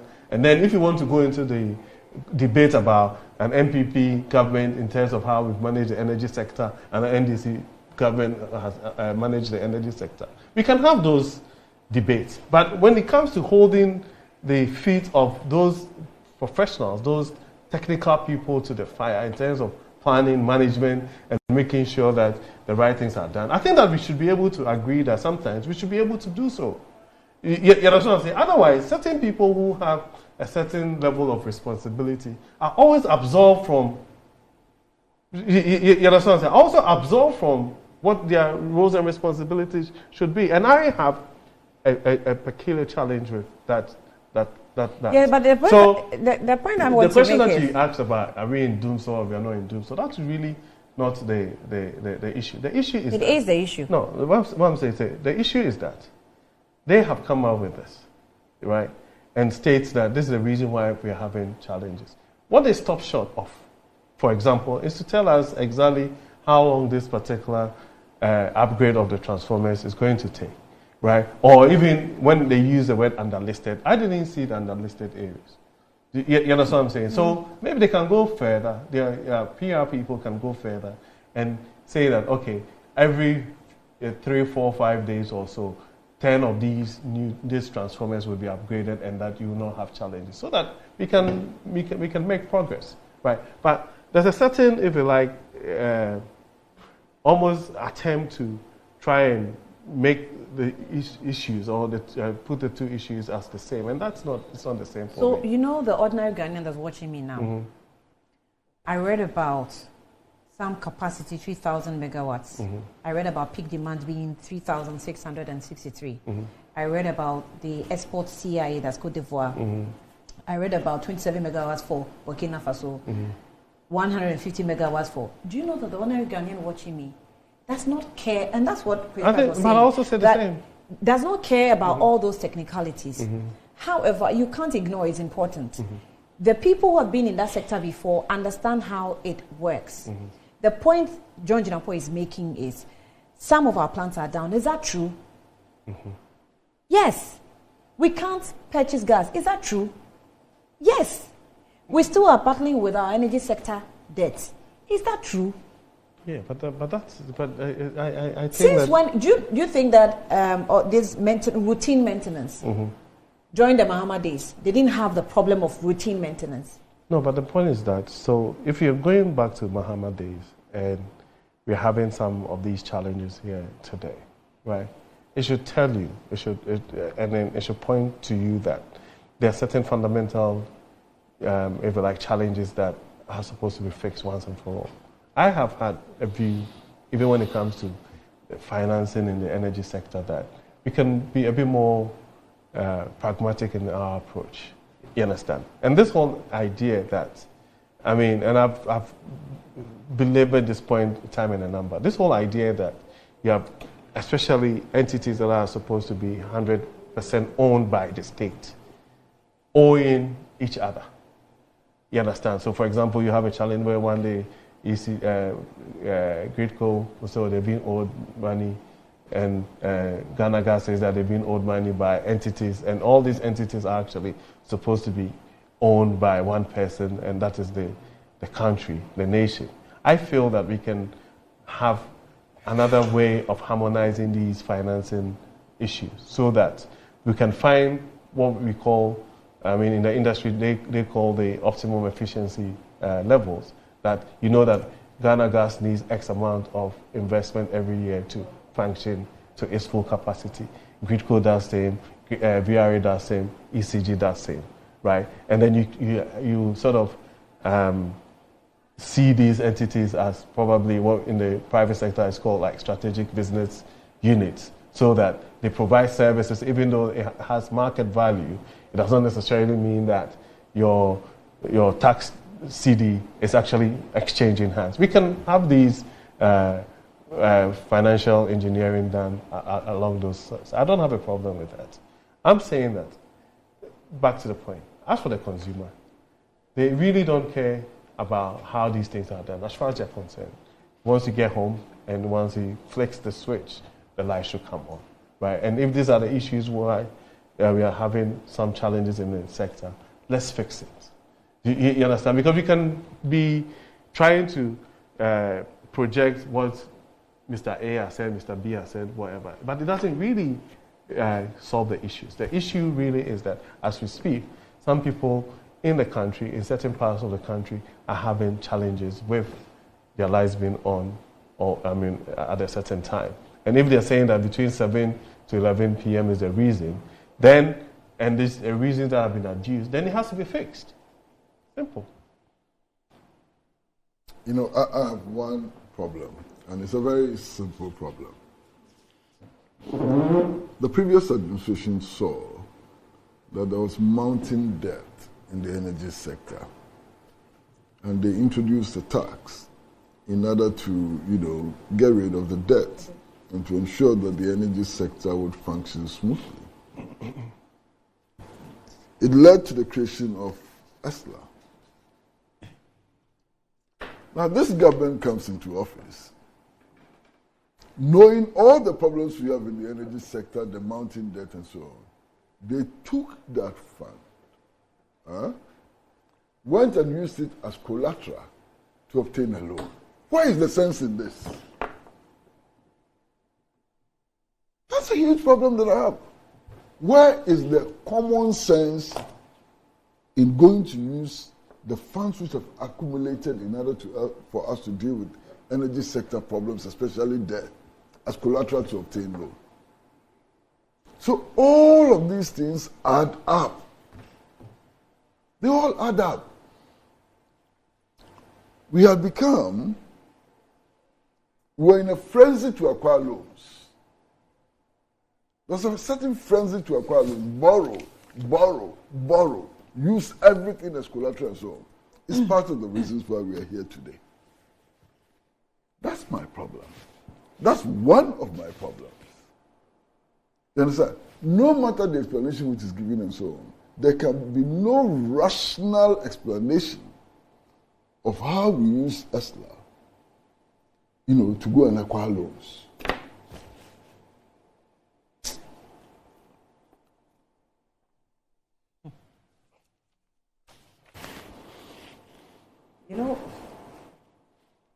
My I don't want anyone to crucify me for what I want to say.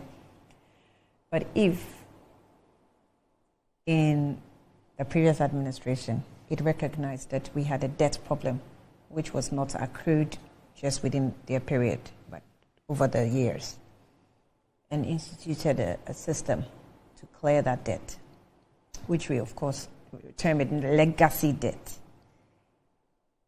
we had a generational problem, shortage, because there were population increases, which I think Mahama on some interviews explained with Paul Ademochiri. We had a gas problem at that time to purchase and all that. These were very major problems. Even our government institutions were owing in cycle, right? And we had DUMSO. And these were the underlying factors that put us in that situation. Today we find ourselves in the same situation, even though it's in a shorter period. You may want to look at it from that angle, because this will be, maybe it will take us months for this government to end. And the problem that you are assigning to the situation that we're in, or the factor, is routine maintenance. Who is more competent? No, but so I mean, I don't understand your question. My question is, if routine maintenance, hold on, Eric, let me establish it. If routine maintenance could plan just routine maintenance, this is what ECG is saying. It's not my. No, but I mean, ECG says that the problem is not the question, debt. Unless, of course, it's rhetoric. It's not rhetoric. If you want to respond to, you can. Okay. You may. I will let you. Yeah. If our problem is not debt, it's not generational capacity, it's not distribution, it's not plants, it's not debt, it's nothing but routine maintenance is what has plunged us into this situation. No, but the point is that you can make the case for whoever you want to make a case for. The issues are very clear. I'm not making a case for, and I take exception. I have a mind of my own. Yeah. I can do critical thinking analysis. No, I have the right, hold on, I have the right to deduce and establish however I want to establish. If anyone, hold on, if anyone benefits from it, that's to the person's advantage. Okay. I have nothing, to do with that. Can I make my point? Okay.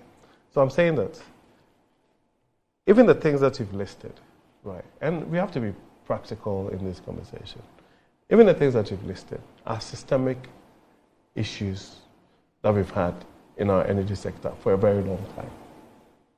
There were times in this country where people were actually praying for water to come into the Akosombo Dam, right?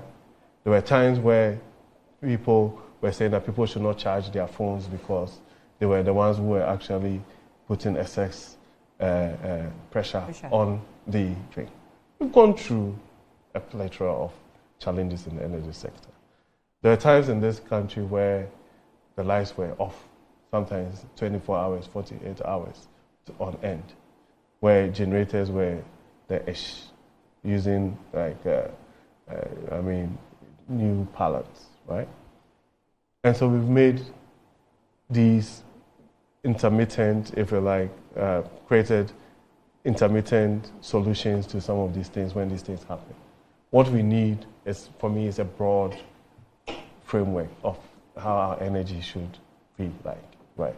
Now, if you want to move away from even this conversation about gas and everything, there are also other energy sources, right? There are energy sources that we can use as a country. People are talking about the whole conversation around solar and all sorts of other things that can be done, right? Renewable energy and all of that. Those are the things that, for me, as far as I'm concerned, we should be having. The moment you go into the realms of, oh, yes, in 4 years ago, 8 years ago, there was Zoom, so you guys have come, we are having challenges, so these people are more whatever. It actually points to a sector, an energy sector that by and large hasn't been managed properly. But then you can't take away from the fact that if we make the argument that we had some challenges with the take-or-pay argument in terms of the contracts that were signed under the previous administration, whereby it's about productivity and input, isn't it? I mean, the people in the industry knows that. So even if at the time you were, for example, your capacity needs were around 2,500 megawatts, right, in peak times, and then you signed an agreement for 3,200 or 3,400. What you have done is that there's the 800, 900 that needs to be paid for, even when you're not using them, right? And for anybody to say that or to suggest that, that will not have a negative impact on, one, your finances, and will not impact on your ability to make payments. That's not also want to say the truth. Okay. And that's what I'm saying, that I'm open for us to have a conversation around how do we not come back to this point where it looks like there's a cycle of every 7 to 8 years or so, we would have some major challenge with our energy sector. Okay. And I'm one of those people who would want to hold whoever is in the industry's feet to the fire, right, and say that proper planning has to be done. Okay. All right. Uncle, we're done, right? Yeah, I have nothing more to say. Let's take a break. Let's take a break.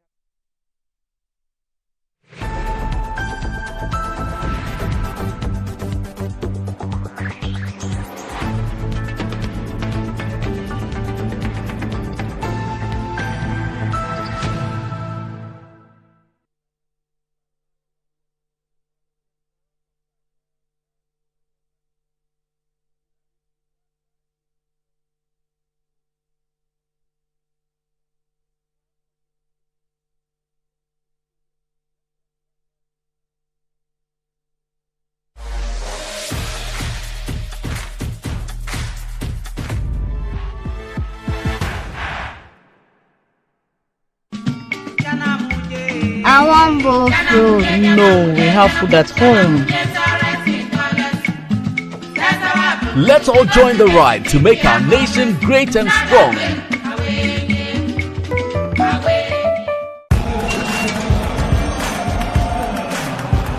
We are back, bringing you the latest lineup from Betway.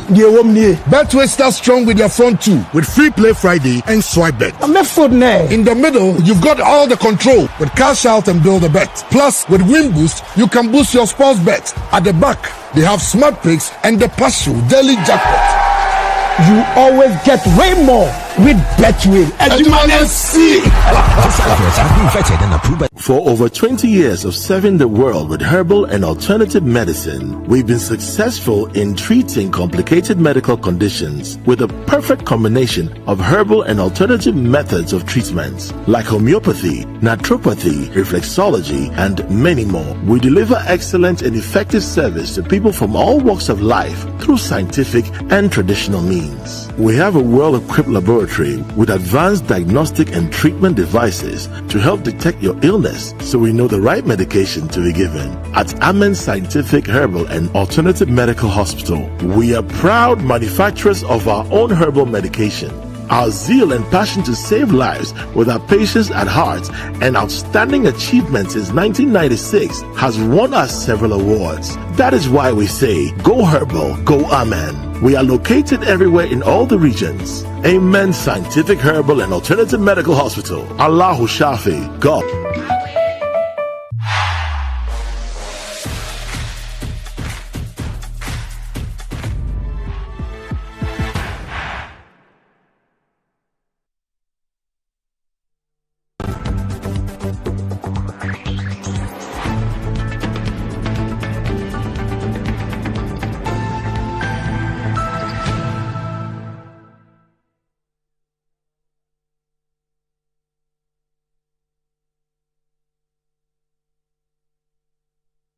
All right, welcome back. So I have the exclusive man wearing some exclusive bracelet on a shirt today. You're welcome. Thank you, Annie. Mr. Exclusive. Good morning. Good morning. Who bought you that bracelet? Okay, you talk about it later. You bought it yourself? Annie, let's do trends. The camera should zoom into that bracelet. Hey. Give for my wife. Uh-huh. Yeah. That bracelet looks very unique. Yeah. Or it's her own card that you took. Oh, no, come on, no, come on. Or she puts on. Why are you She has locked your finger. She wants to lock your hand too. Hey. Okay, go ahead. Annie, I'm a bit concerned. So yesterday, I went to, I tried changing money. Yeah. You know, the whole exchange rate thing. And I realized the dollar has gone up. Oh, really? Yeah. I stopped tracking it. Yeah, some small coins. I was shocked. Where is it now? So, 13. So yesterday I changed, it was 600 and I was given 7,800. Oh. I was a bit shocked. $600. Yeah. It was 7,800. This morning I went on Twitter and it's trending. So where's the money? Well. Was it? Okay. So this morning, when I came to work and I went on Twitter, it's on there as well. There are several reports. Let's show viewers what exactly the city is looking like. And it's sad. People are attributing it to... People are complaining, eh? Yeah. They started complaining again. Yeah. And it's funny because it looks like nobody... Corporate, so they're not talking about the games. Yeah. Like, whatever happens should just happen. But that shouldn't be the case. It looks like every 2 weeks, there's a new increment in it. The city is depreciating and the dollar is going up. And I don't get it. You might be happy that Uchenyi dollars, you get extra money. But when you take it to the market, the price is also up. There's nothing like interest on your side. Lose the value. Yeah, you still lose. You still lose. It's quite sad and worrying. But another thing too is that yesterday was trending that the AFCON games. Sorry. Yeah. I mean the podium for the platform for the winners. Yeah, for the winners. Thank you. They had where used they project A4 the sheets winners. and all that. And that's yesterday, last night. It had been changed. I think they have different ones. I want to believe that there are different ones that they use at different parts of the award or whatever. But is that an excuse? The fact that they are different. I'm not in any way defending. I'm just saying, in some areas where they are awarding, you see that's very nice. Yeah.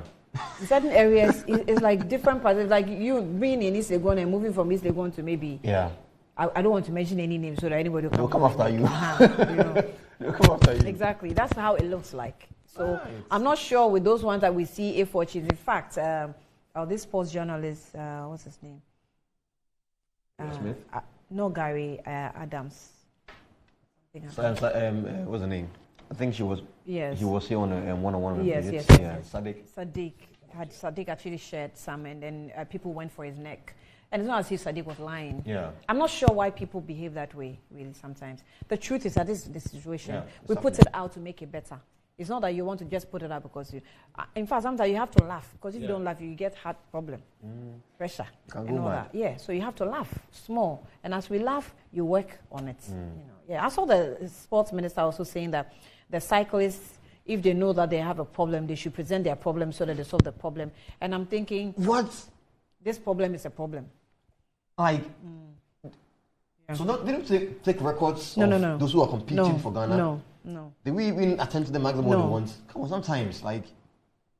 I'm not sure if sometimes we have to sit in project management classroom to learn about project management. I'm not sure. I'm really not sure. I'm shocked because I'm not hearing this, and yeah. a bit... I saw it. It threw me off a little bit. I saw it in... I think I even downloaded it. Yeah. So, okay. The real situation that we're in. Okay, all right. And do so is happening. So anybody who actually says it's not happening, let me know your receipts, because we actually have receipts because our lights have been going off. It goes off almost every single night. My light went off. Yes. Two So days, if you are saying that, no, Friday night went off all the way into Saturday. The whole day Saturday I didn't have lights. I had lights Sunday, Monday, Tuesday. My lights went off. Yesterday, last night. we are not saying we are angry. You just give it a timetable so we can psych ourselves. You know, we are we're not patient pissed. people. We're very, very patient. We are not angry. How Ghanaians Just are not very, angry? very angry. Maybe we are are used tired. to the dark days. we are tired. You know, people don't have the energy to argue and fight about No, something again. Just but give you it to us. see, serious talk. We have to be very careful in this country. We have to be very careful. You see where Nigeria is? Nigerians have gotten very immune to the situation. Right. They call this thing what? NEPA. Yeah, NEPA. They call them NEPA. These are like how they speak English. In fact, NEPA. there was a video Forgive I saw me. where NEPA people have gone into somebody's house to go and disconnect the person. When they got there, the lights were off. Yeah. So they were they found themselves stranded. How do you work? Disconnect, yeah. Because your lights are off, understand. But if we were not careful, we can get to those days where everybody must have a generator in their home and be disturbing everybody else. That's how serious it is. And we play politics with it. So when you come into office like today, we'll ask you, that is what you talked about in the previous administration. Have you been able to solve it? Because that was your campaign trump card. But Annie, you see, the problem here is you ask them and they laugh about it. And they tell in your face, it's not been done, but they tell you it's been done. And they even sometimes try to back up with evidence. Yes. And that's the problem we have. And we hail them whenever they say it's working. Yes, because the people don't understand anything. Okay, this one I've not eaten, so let me not. Don't let me tempt you. Please. And also, the young man, Cheddar, Nana Bidiako is out there. I mean, he is in Tamale. You see the bodyguards, following him and his wife as they tour Tamale. Take a look at this video. Nana Bidiako. I am grateful to be rectified at this moment and accepted as part of your traditional culture and have a father who is a king in Yendi. I have embarked on a journey to be a leader. I can't be on this journey alone. I become what I become because of you. And anyone that thinks for people is successful. Start to think for your people and everyone will grow. I have embarked on this journey to be able to move with the youth of this country. Your voice really matters. And I think we should skip the noise and obey the voice. Your problem is my problem. I've already seen it and I'm coming with a solution. I am coming to put a 1 million CDs on the university challenge for the 10 universities, and UDS is one of them. We have to invest their money into that business that they presented. We will guide them until they walk on the path of success. It's money, keeping it and making sure it's spread right. Remember, I'm investing in you. Thank you.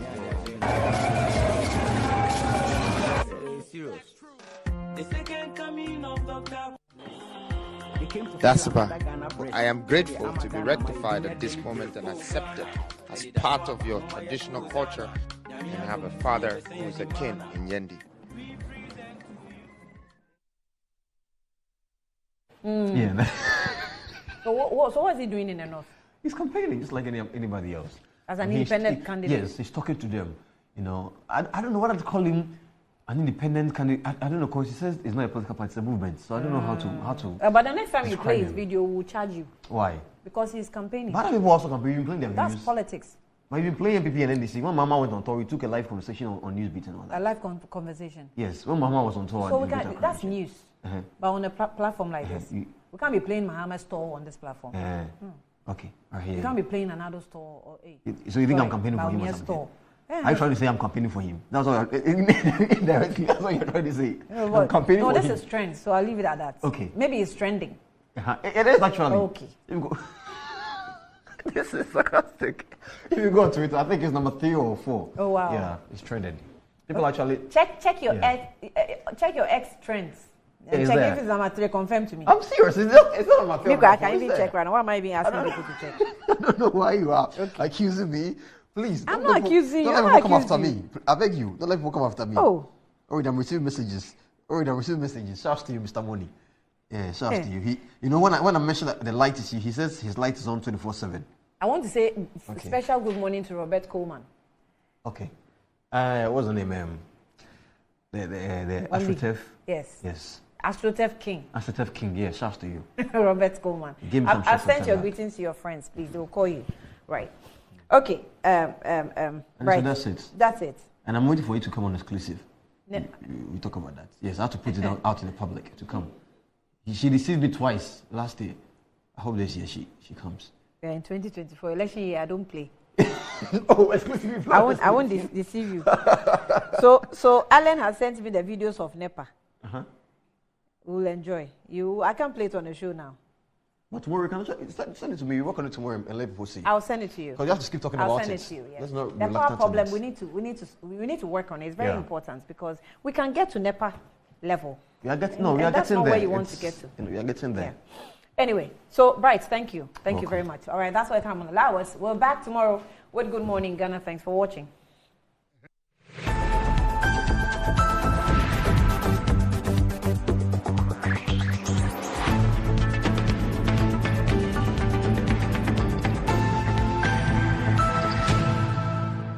Morning Ghana is brought to you by MTN.